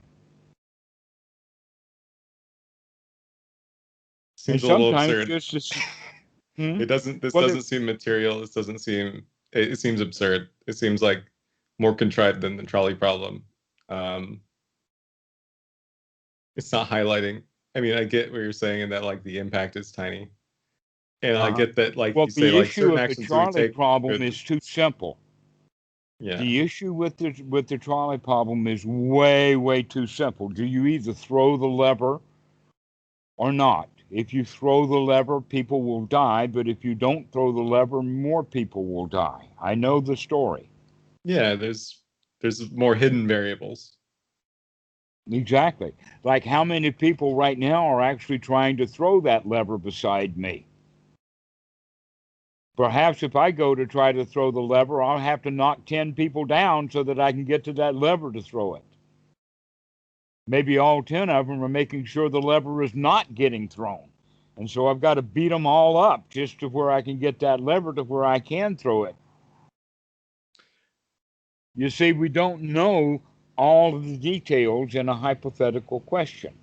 The hypothetical question, we try to make it simple. The hypothetical question is simple so that we can get a simple solution. The fact is that things are never simple. Yeah. That things are always complicated. Mm-hmm. And so there's a lot of things that we can do. One of them, when we're just voting, is just let's go join one of the sheep herds. So Maybe. that if my dog has more sheep that he's barking at, that makes him a better sheepdog than the other sheepdog that is barking at sheep. And how many sheep can he get collected into a herd?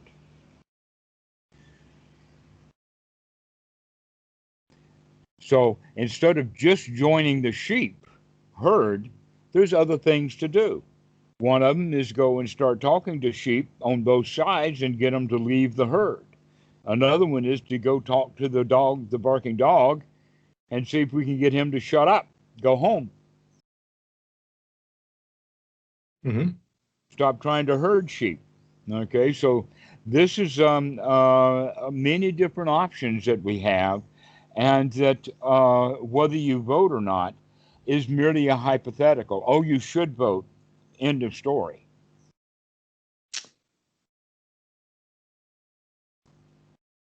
Yeah, that's simplified. I mean, I think I get what you're saying. I think I was mostly just trying to raise the question of like, you know, we're living our lives, we're confronted with situations that have like obviously good or obviously bad impacts. Should we, you know, take a particular action? You know, even if it's ambiguous whether or not the result will come into effect. You know, So you're voting is going probably a back to bad the example mentality of because a it good seems guy like with a gun. Now you're back to being a good guy with a gun. good guy with a gun. Dang, I wish there was You know, another example. There's a Zen koan about something where I don't know, somebody's hanging from a tree and then like somebody comes up and asks for directions and like it's like what is the person supposed to do? Let go of the tree and so that he can point in the correct way. And so it seems like in that situation, kind of like what you're saying, is that the best option would be to like not do anything because then it would have some physical harm on you. In that person can go wander around and be lost, but inaction there is like probably the best option.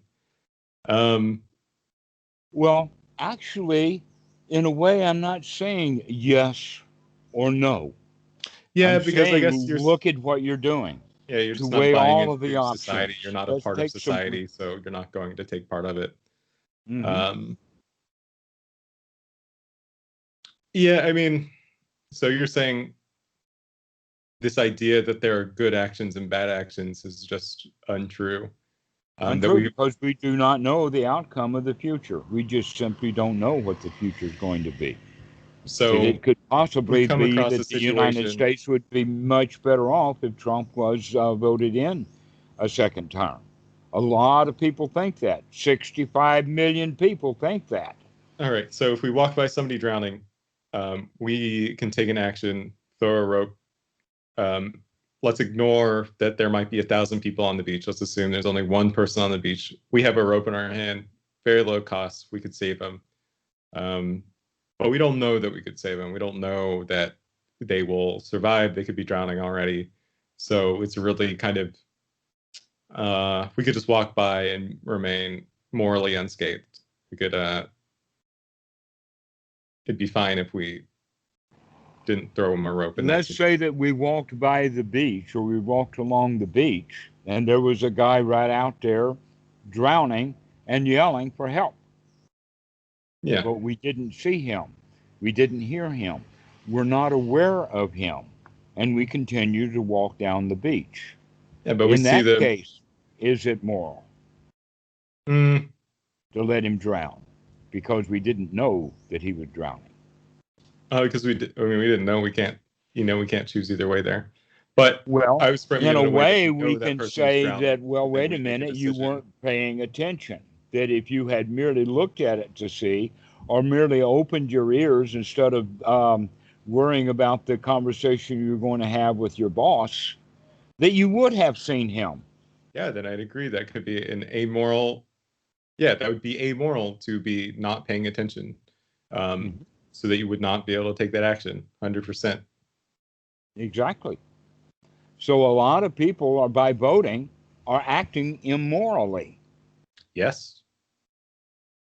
So voting itself is not necessarily a moral act. Not necessarily, but could you vote? I don't disagree with what you're saying. It's just like, could you with wisdom vote in a way? Could you be all like, right. oh, here's the thing. If you have one bad candidate, one mediocre, strongly mediocre candidate, and one really good candidate.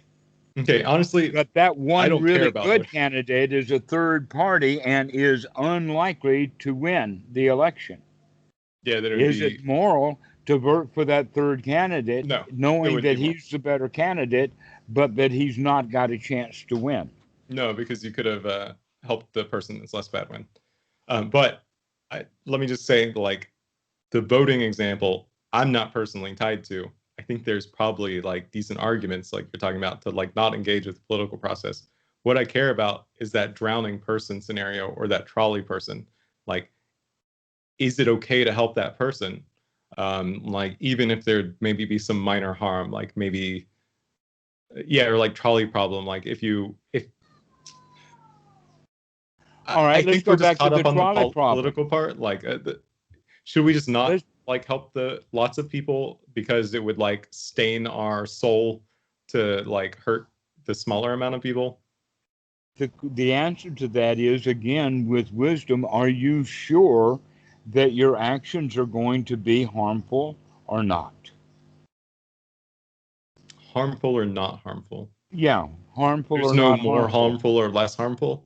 Right. In other words, if I do nothing and something harmful happens, that's not my job. But if I do something to save these people or those people, and that causes harm to these people over here, then I've taken a harmful action to harm these people. Okay. And I'm going to feel really bad that I took an action that harmed a lot of people. Yeah. Right. But if I do nothing and it saves those people that I would have harmed, then I am blameless for harming those people because they received no harm. These people were going to get harmed anyway. The scenario was set up that they're the ones that are going to be harmed. And so I'm blameless for those people because I didn't set this thing up. But I'm saying, and more than that, is that often we don't have just a binary choice that this hypothetical trolley car scenario has set up, to either throw or to not throw the lever. Now, let's look at it in more complexity. Maybe that you know and are good friends, or that you know and are your big enemies with one or the other side. Okay, so you're saying, back to that, you're just saying it's contrived, in that the people It's that set contrived to up this make it too scenario, simple. yeah, Hmm. the people that set up this scenario would be morally culpable for whatever like deaths occur. Right. Whereas you can walk away blameless, I can even walk if, away say, like, blameless. in some, even if like many more people died, even if you could have like changed the outcome, because it's not, it would be amoral for you to decide who lives and who dies in that situation. Hmm. Okay. Okay. So let's take this then to the coronavirus thing. There are uh, many people in the medical profession who are actively engaged in the hospital issues around the coronavirus. And they've been doing it for months. Many of them are exhausted. Many of them have died from coronavirus. Mm-hmm. Um, but that's the job and that's the profession that they're in.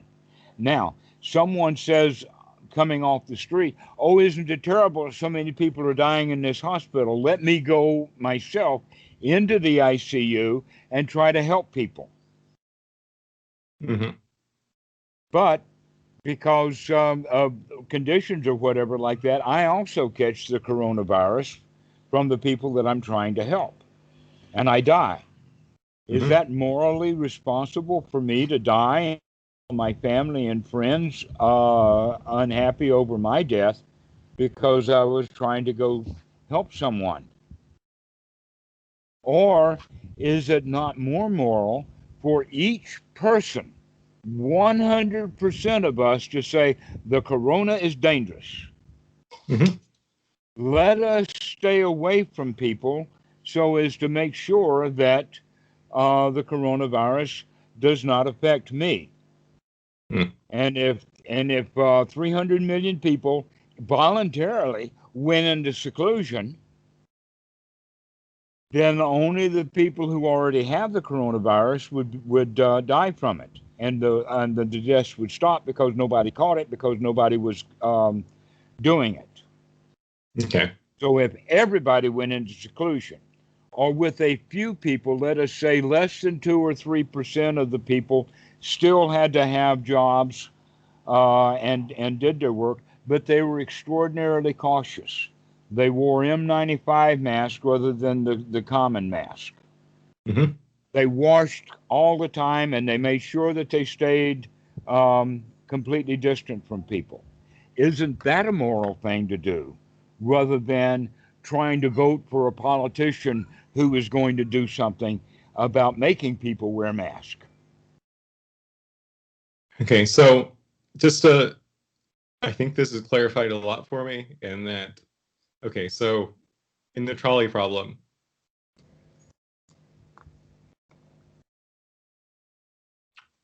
I agree that it's contrived.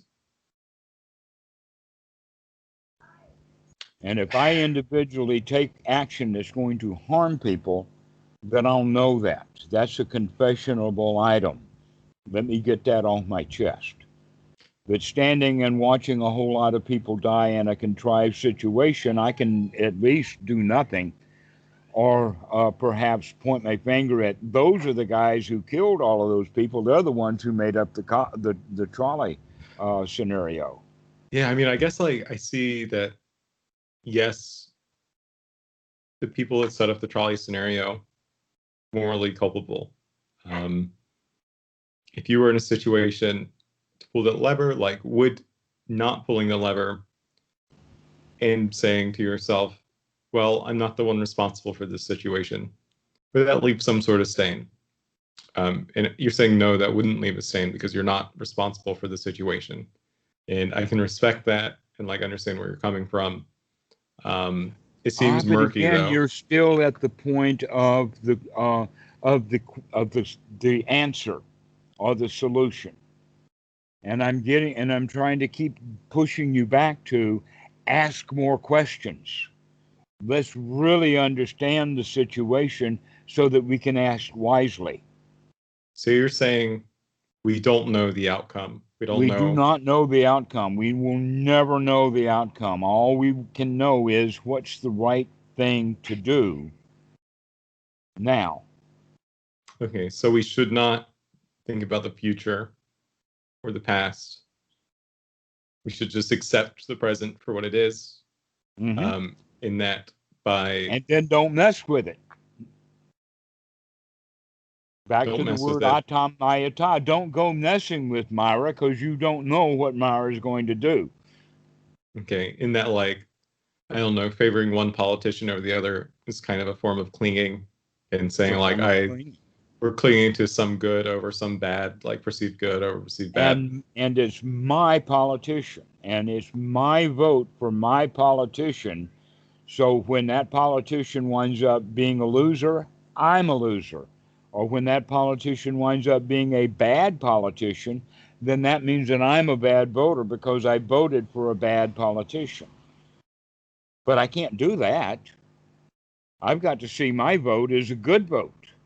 Therefore, I've Yeah. got to see my politician as a good politician, and I have to see him that way because of the way I feel about myself, and I am not allowing myself to actually investigate to see what a real scoundrel he is, and I voted for him anyway.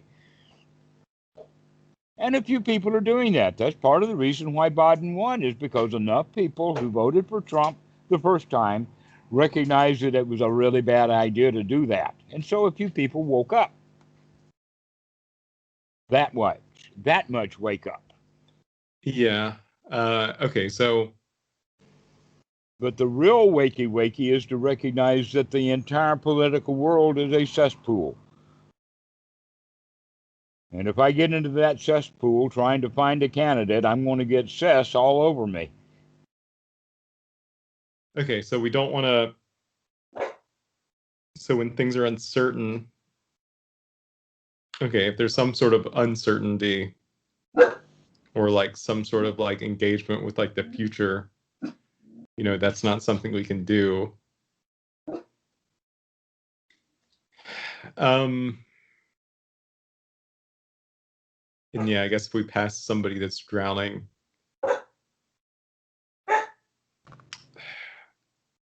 I feel like why not help? Like, I mean, I guess if they're asking to be helped, like, it's obvious. Um, All right, well, let's I guess like change the scenario what sort of from a decisions hypothetical into can a we make? real scenario. What sort of situations can we make? Or sorry, what sort of decisions can we make, and what sort of decisions can't we make? Well, let's use the example then of teaching the Dhamma. Someone knows the Dhamma, he enjoys the Dhamma, he lives the Dhamma, and someone he sees out there not living to the Dhamma and having a miserable life. Mm-hmm. If he goes out there to engage with that guy, he may start having a miserable life. You do not know whether you are going to be able to spread the joy or whether you're going to get sullied by all of the other. Mm-hmm. However, and so that's a nebulous situation. We're not sure. But if someone, let's say that same guy, sees enough of the error in his ways and he comes and he asks for the Dhamma, now morally I am bound to give him the Dhamma, just like someone who is drowning and asking for the rescue, that you're morally bound to throw him a life raft. Mm-hmm. Okay? But when 100 people are throwing him a life raft, I'm not morally bound to throw one. Okay, so like any action made, so an action made like in society, which I guess we've like kind of already talked about as being like Mara, um, that's going to have unknown impacts that we can't really project, that we don't have, that'll have too much uncertainty. So like we would want to limit the decisions they're making on like a personal basis. People can like ask you, like if somebody asks you for help, then you can help them, but you wouldn't want to go. But because of the way the world works, because we are not sure, can't be certain what's going to cause suffering or what's not going to cause suffering, then like taking an Without action. an investigation, anyone can investigate any particular situation and come up with a wise answer. The problem is that we already think we know the answer, and so we don't bother to do the investigation. Okay. And so the wise answer in the trolley problem, I guess we have 3 actions that we can take there. We can take no action, let the train do whatever it's going to do, or we can take an action, divert the train. It's going to kill people. Less people will die. Well, again, it is hypothetical. You're only telling me that. But you have told me that if I do throw that lever, people will die because I throw that lever. Knowing that I'm going to kill people by throwing that lever, that's an immoral thing to do, is to throw that lever knowing that it's going to kill people. Okay. Yeah. I guess I don't see the distinction between no action and action in that. So by like not taking an action, you're letting more people die. I don't know about those people over there. That's just a hypothetical. I mean, you could What I know of is that right here, right now, if I throw that lever, people are on the track and it's going to kill them. Maybe what I should say then is to throw the lever and then scream like bloody hell to tell them to get out of the way so that they don't die. I agree that you should like take what, but yeah, you're just saying you should maybe there's other answers that reduce less suffering or like less death.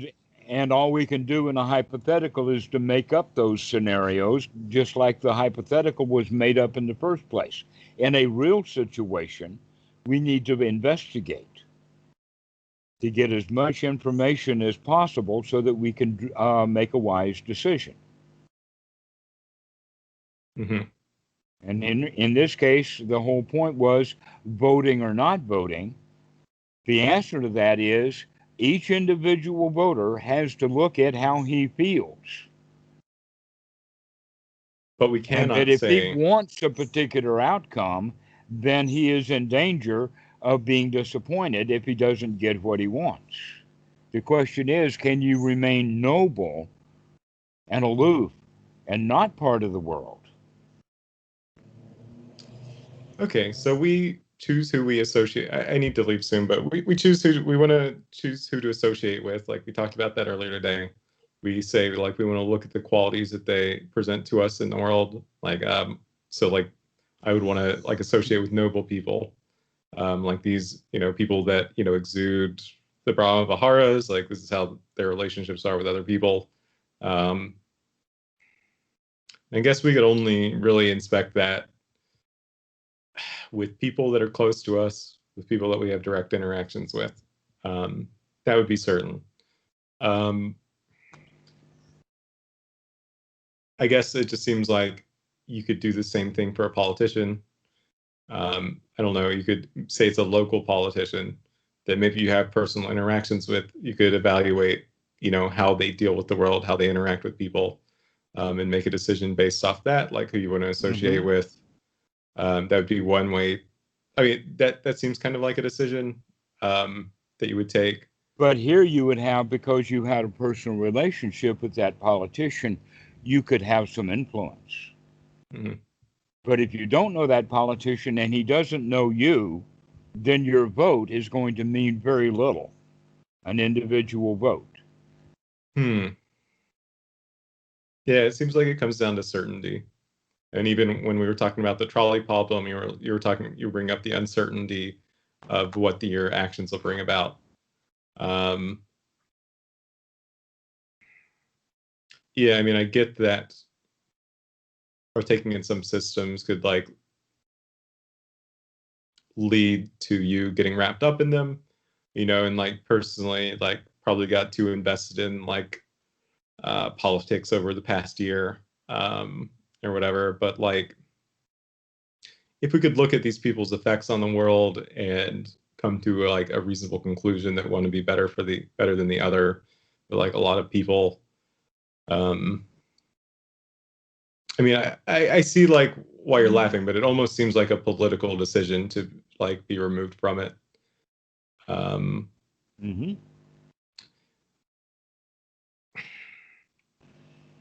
It doesn't feel immediately useful. It doesn't feel like it follows any sort of like we're acting in a compassionate way.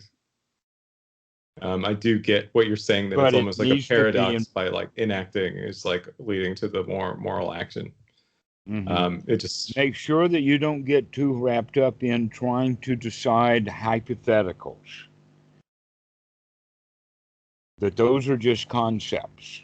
The trolley we were also issue using politics as kind of a hypothetical, in that we were they were caricatures that we were talking about. We weren't talking about, the actual effects of those people. So in some ways, the way that you were presenting it was a caricature, and I guess like the the trolley problem is kind of a caricature problem. It's like not a real thing that you face in your life. It just seems like that we do face a lot of uncertainty.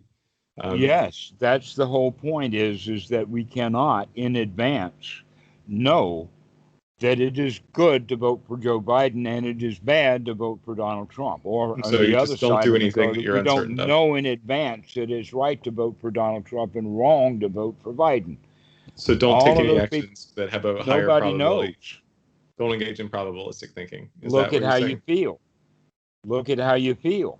You're talking about all of the action, and I keep talking about investigation before you do any action. Yeah, but I'm assuming we've like done an investigation and been like, okay, this action will lead to one outcome. This action will like. Well, your vote is not going to lead to any outcome at all, other than spending a day in line voting. I mean, even that is a caricature of the problem that you're bringing up. Like, right. If I'm engaging, like, I understand that bring up trolley problem. These things are like hypotheticals, but even what you're saying is a hypothetical. Yeah, exactly. That's what I'm saying. So the real situation, not the hypothetical, because the hypothetical, we can just hypothetical all we want to about it. Yeah. But the reality is that we need to investigate the situation to find out various ways of dealing with it. Back to the trolley. So we just don't engage. So we just want to not engage with society. That seems kind of. If you have looked at it and recognized that it is not useful, valuable, wholesome to engage with society, then we don't. Okay. And that's generally the case. Mm-hmm. However, in the case of one person drowning, one person yelling, and one person on the beach with a rope, now we've got that's the investigation, and we can see that, yes, this would be very wholesome to go do something about this. Because they're yelling. Because they've we know asked for help. He's asked for help.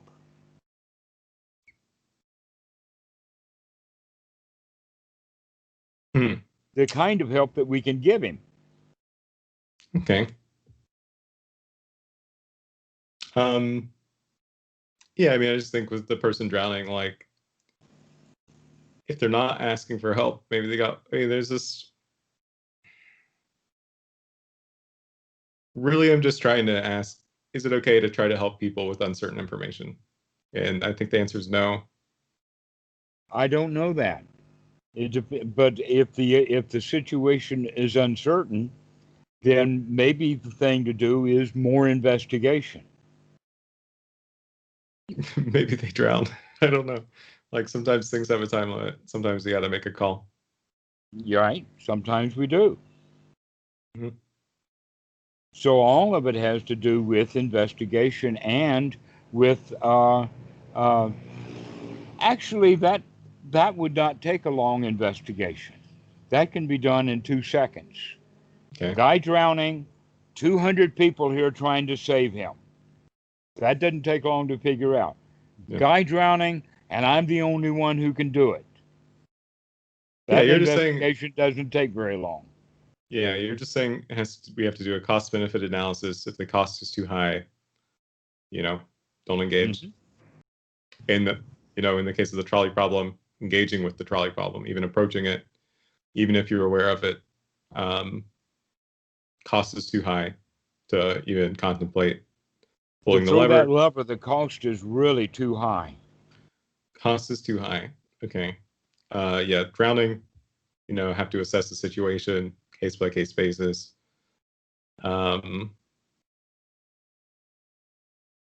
But with the trolley problem, an investigation would show many different solutions. One of them is to throw the lever and yell at all the people to get out of the way, the few people, or you can not throw it, but instead not even go anywhere near the lever. What you do is you tell everybody on the other side, all the big crowd, hey, there's a trolley coming, get off the tracks. That's all I'm saying, though. That's all I'm trying to tease out of you, is that, take the action that is most appropriate. Mm-hmm. Based upon an investigation. Yeah, that's all I'm saying is, like, you do your investigation, you look at what's around you, and then you take the right action. I guess just what you're saying is, like, the cost is too high to engage with politics. That like any effect a vote could have is just like too, like, the stress of like researching which candidate is going to win, like the likelihood that your vote actually matters, like all these things are too high for you personally to engage with that. Almost anyone, once they make that cost benefit analysis. For instance, weeks before or months before the election, I have already decided, based upon what little bit of investigation that I've done, that candidate is better than this candidate. And so therefore I want to vote for that candidate. Mm-hmm. And then on the news, they talk about the candidate that I'm liking and intending to vote for is not doing very well. Because Mm-hmm. he's not doing very well, I don't like it because I want to vote for him and I want him to win. Therefore, I'm going to feel bad. And so I start watching the news. And every time the news says something good about him, I go up. And every time the news says bad something about him, I go down. And I'm up, down, up, down, up, down, depending upon the action. Why? Because I identify now with that politician. Yeah, I agree. I completely agree with that. And that, the way we, like, if you could engage with it in a very bad way, I mean, like, I don't know, I could list off like a dumb situation where, like, it actually didn't, like, you just kind of like voted one way and then just like didn't even tune into election day, like you just let it ride. Like, now that's probably not super possible. So all of the politicians. Yeah, that's like what you're telling me now is like a far cry from, like, I guess how the discussion started. And then, like, yeah, when we do approach that trolley problem, all you're saying is like, yeah, we want to perform our investigation and choose the right action. And maybe the right action is like pulling the lever, jumping on the train, pulling the brakes. But like, it's okay, like, if we can, to like help people. Now you're saying that if there was a choice between 100 lives and 10 lives, that's still going to hurt you very much. So maybe the situation the cost would be to run away. If 100 people die and I had nothing to do with it, is different than 10 people are dead and I caused it. Yes, I see that. Like, I see what you're saying there, and that, like, there's a personal cost that can't be ignored. It's not as simple as, pulling the lever. But it is also not as cut and dry as, like, absolutely don't do something just because there's some ambiguity. Well, don't do something because you're told to do it. Yeah. To look and investigate. That in fact, both of the barking dogs, all politicians you can see as barking dogs, and all of the people are like sheep. And when the dog barks, the sheep get into a herd. So, when the dogs are out there barking, we have to watch to make sure that because he's barking and this dog is barking saying that dog and his group are bad, and that dog over there is barking and saying this group is good and that group over there is bad. All right, so they're basically pointing fingers at each other. It is better then to not get involved or want to cling or to hold to either side, because either side that you cling to and hold to and identify with is going to be a source of suffering. Okay, so it wouldn't be possible with normal human faculties to be able to perform an investigation in that scenario. Mm-hmm. Okay. And generally, the investigation is, wait a minute, I really don't know. It is not so easy for people who see what a criminal Donald Trump is, for them to investigate enough to say, wait a minute, maybe him being president is not as bad as they say it is. I mean, there's also a lot of barking dogs in the media. That in fact, if the media is not out there barking, they've got no job. An example of that is one group of people who is adamantly against the Republican Party in all cases, adamantly against them. And yet they don't even talk about the Republican Party much, because their audience and they already see that the Republicans are just done with, not worthy of it. But this now television announcer, or this YouTube poster, he's screaming at about how bad the Democrats are, because they're also corrupt, and that he's a progressive and only progressives are good, and the general Democrats are bad, and the Republicans are really terrible. But here he is now spending almost all of his time screaming about how bad the Democrats are, of how wishy-washy they are, and how Biden is not going to prosecute Donald Trump, and they want to have a general good feel and all of that. And yet a lot of people in the progressives, they hate that idea, because they hate Donald Trump so much they can't stand that Biden wants to be a peacemaker.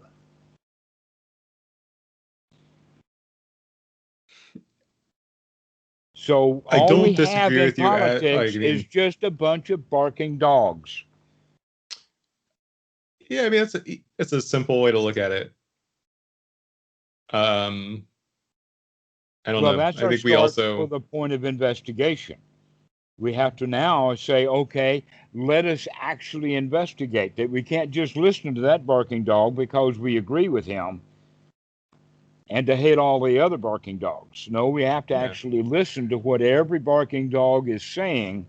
And when we do, we can begin to figure out that that's in fact what they really are. They're all just barking dogs. And I can just take my little sheep body and not join any herd at all, and can go off and have my own freedom. uh, yeah. I mean, like, I get what you're saying. It just seems like a cop out. Yeah. Isn't it about time that we copped out of that stuff? It's about time we get out of the mud pit and take a bath and stop fighting with pigs. Let's stop mud wrestling. Let's cop out. We Yeah, I do mean, I not think it's have to easy to take say on the that for like, responsibility, because those people in politics tell us that we're being irresponsible because we don't vote for their side. yeah, I mean, politics is an easy example to look at and just say it's like messed up. Oh, no, it's not. We've been at it for more than an hour now. No, I'm saying it's like very plain, but like if you look at yeah, I mean, I think politics is like less clear cut than a lot of things. Um, yeah, I guess I would just hope that like I'd be able to help the people around me. Um, like that I would want to like wake up and choose actions that kind of help the people around me. And you know, maybe And that's teach not them the the Dhamma. hmm? If you really want to help people, then teach them the Dhamma. Yeah, I mean, and that's like a legitimate answer as well. But it just seems like throughout life that will be presented with situations that are, you know, not clear cut, that we'll have to perform an investigation on, that may have, you know, unintended side effects, and short of withdrawing completely from society, we'll have to make those, and then maybe I'll just have to understand that those will have some impact on me, Mm-hmm. and eventually maybe recognize that I'd have to withdraw completely in order to remain unstained, which could be true. It just seems kind of. I just want to help the people around me. I mean, like, I want to have a compassionate, like, worldview. But wanting that doesn't mean that it's necessarily true. Well, the compassionate worldview is to be compassionate to the people that you know, the people you talk to, the people you engage with, and to not give too much thought to the people you don't know, never heard of, and all you have is stories. Yeah, I agree 100%. Can you be compassionate? Can you be friendly? Can you speak Dhamma? Mm-hmm. Yeah, just, look at what's immediately around you. I think And it'd be if hard each to get through person life. did that, there would be no politics. There wouldn't be any politics. People would not vote. Yeah, I just feel like it. Can you go through life without Only unhappy people vote. passing by somebody? Yeah, I mean, I just think there's just going to be some ambiguous situations that I face in life that are going to be difficult. Yeah, I mean, there are more options than are apparent, though. I mean, withdrawing's totally not engaging. It's totally a thing.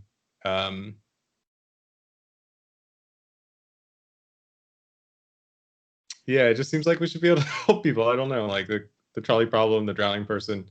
Both You these seems can, pretty but clear. that doesn't mean that because you want to help people, that your intentions are always correct, spot on, and that when you intend to help people, you always do help people. That's Yeah, of not course, we'd want to the like. case. Yeah, that's why we, I don't know, cultivate our like inner qualities to be able to discern what's right and Hmm. wrong. So it all boils down to what Bhikkhu Buddhadasa told me that time is look at what you're doing. Mm-hmm. Because I gave him the question that I used that I had heard about meditation of work and stress and strenuous work and all of that. And so the statement is, if at first you don't succeed, try again. Mm-hmm. That's civilization for us.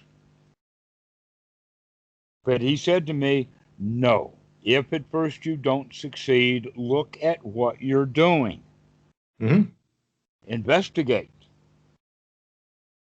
Keep investigating and keep learning from your mistakes, as opposed to thinking that we know, like who to vote for, that in fact, the more investigation that you see, the more dirt you see. And you don't see politicians coming up with bright, shining qualities because everybody's pointing at fingers in all directions, and every politician winds up getting dirty. Yeah, it just feels like ignorance to, not look at the world around you. Right. So investigate, look closely. That's But what the I'm more saying. closely I'm saying you, investigate. huh? That's what I'm Pardon? saying. That's what I'm Yeah. saying. I'm the student. Yeah, I'm saying like perform your investigation and like that should lead you, I don't know, somewhere in the ballpark of a good answer. Because there's no pat answers. No bad answers. No pat answers. No bad answers. Okay, well, I've got to go. Thank you so All much for your right. time.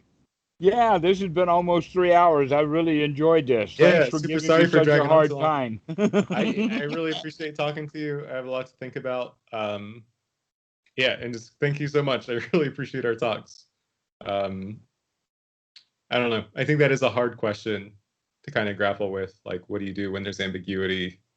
Or like, what if, More. how does society affect the way we like think and perceive things?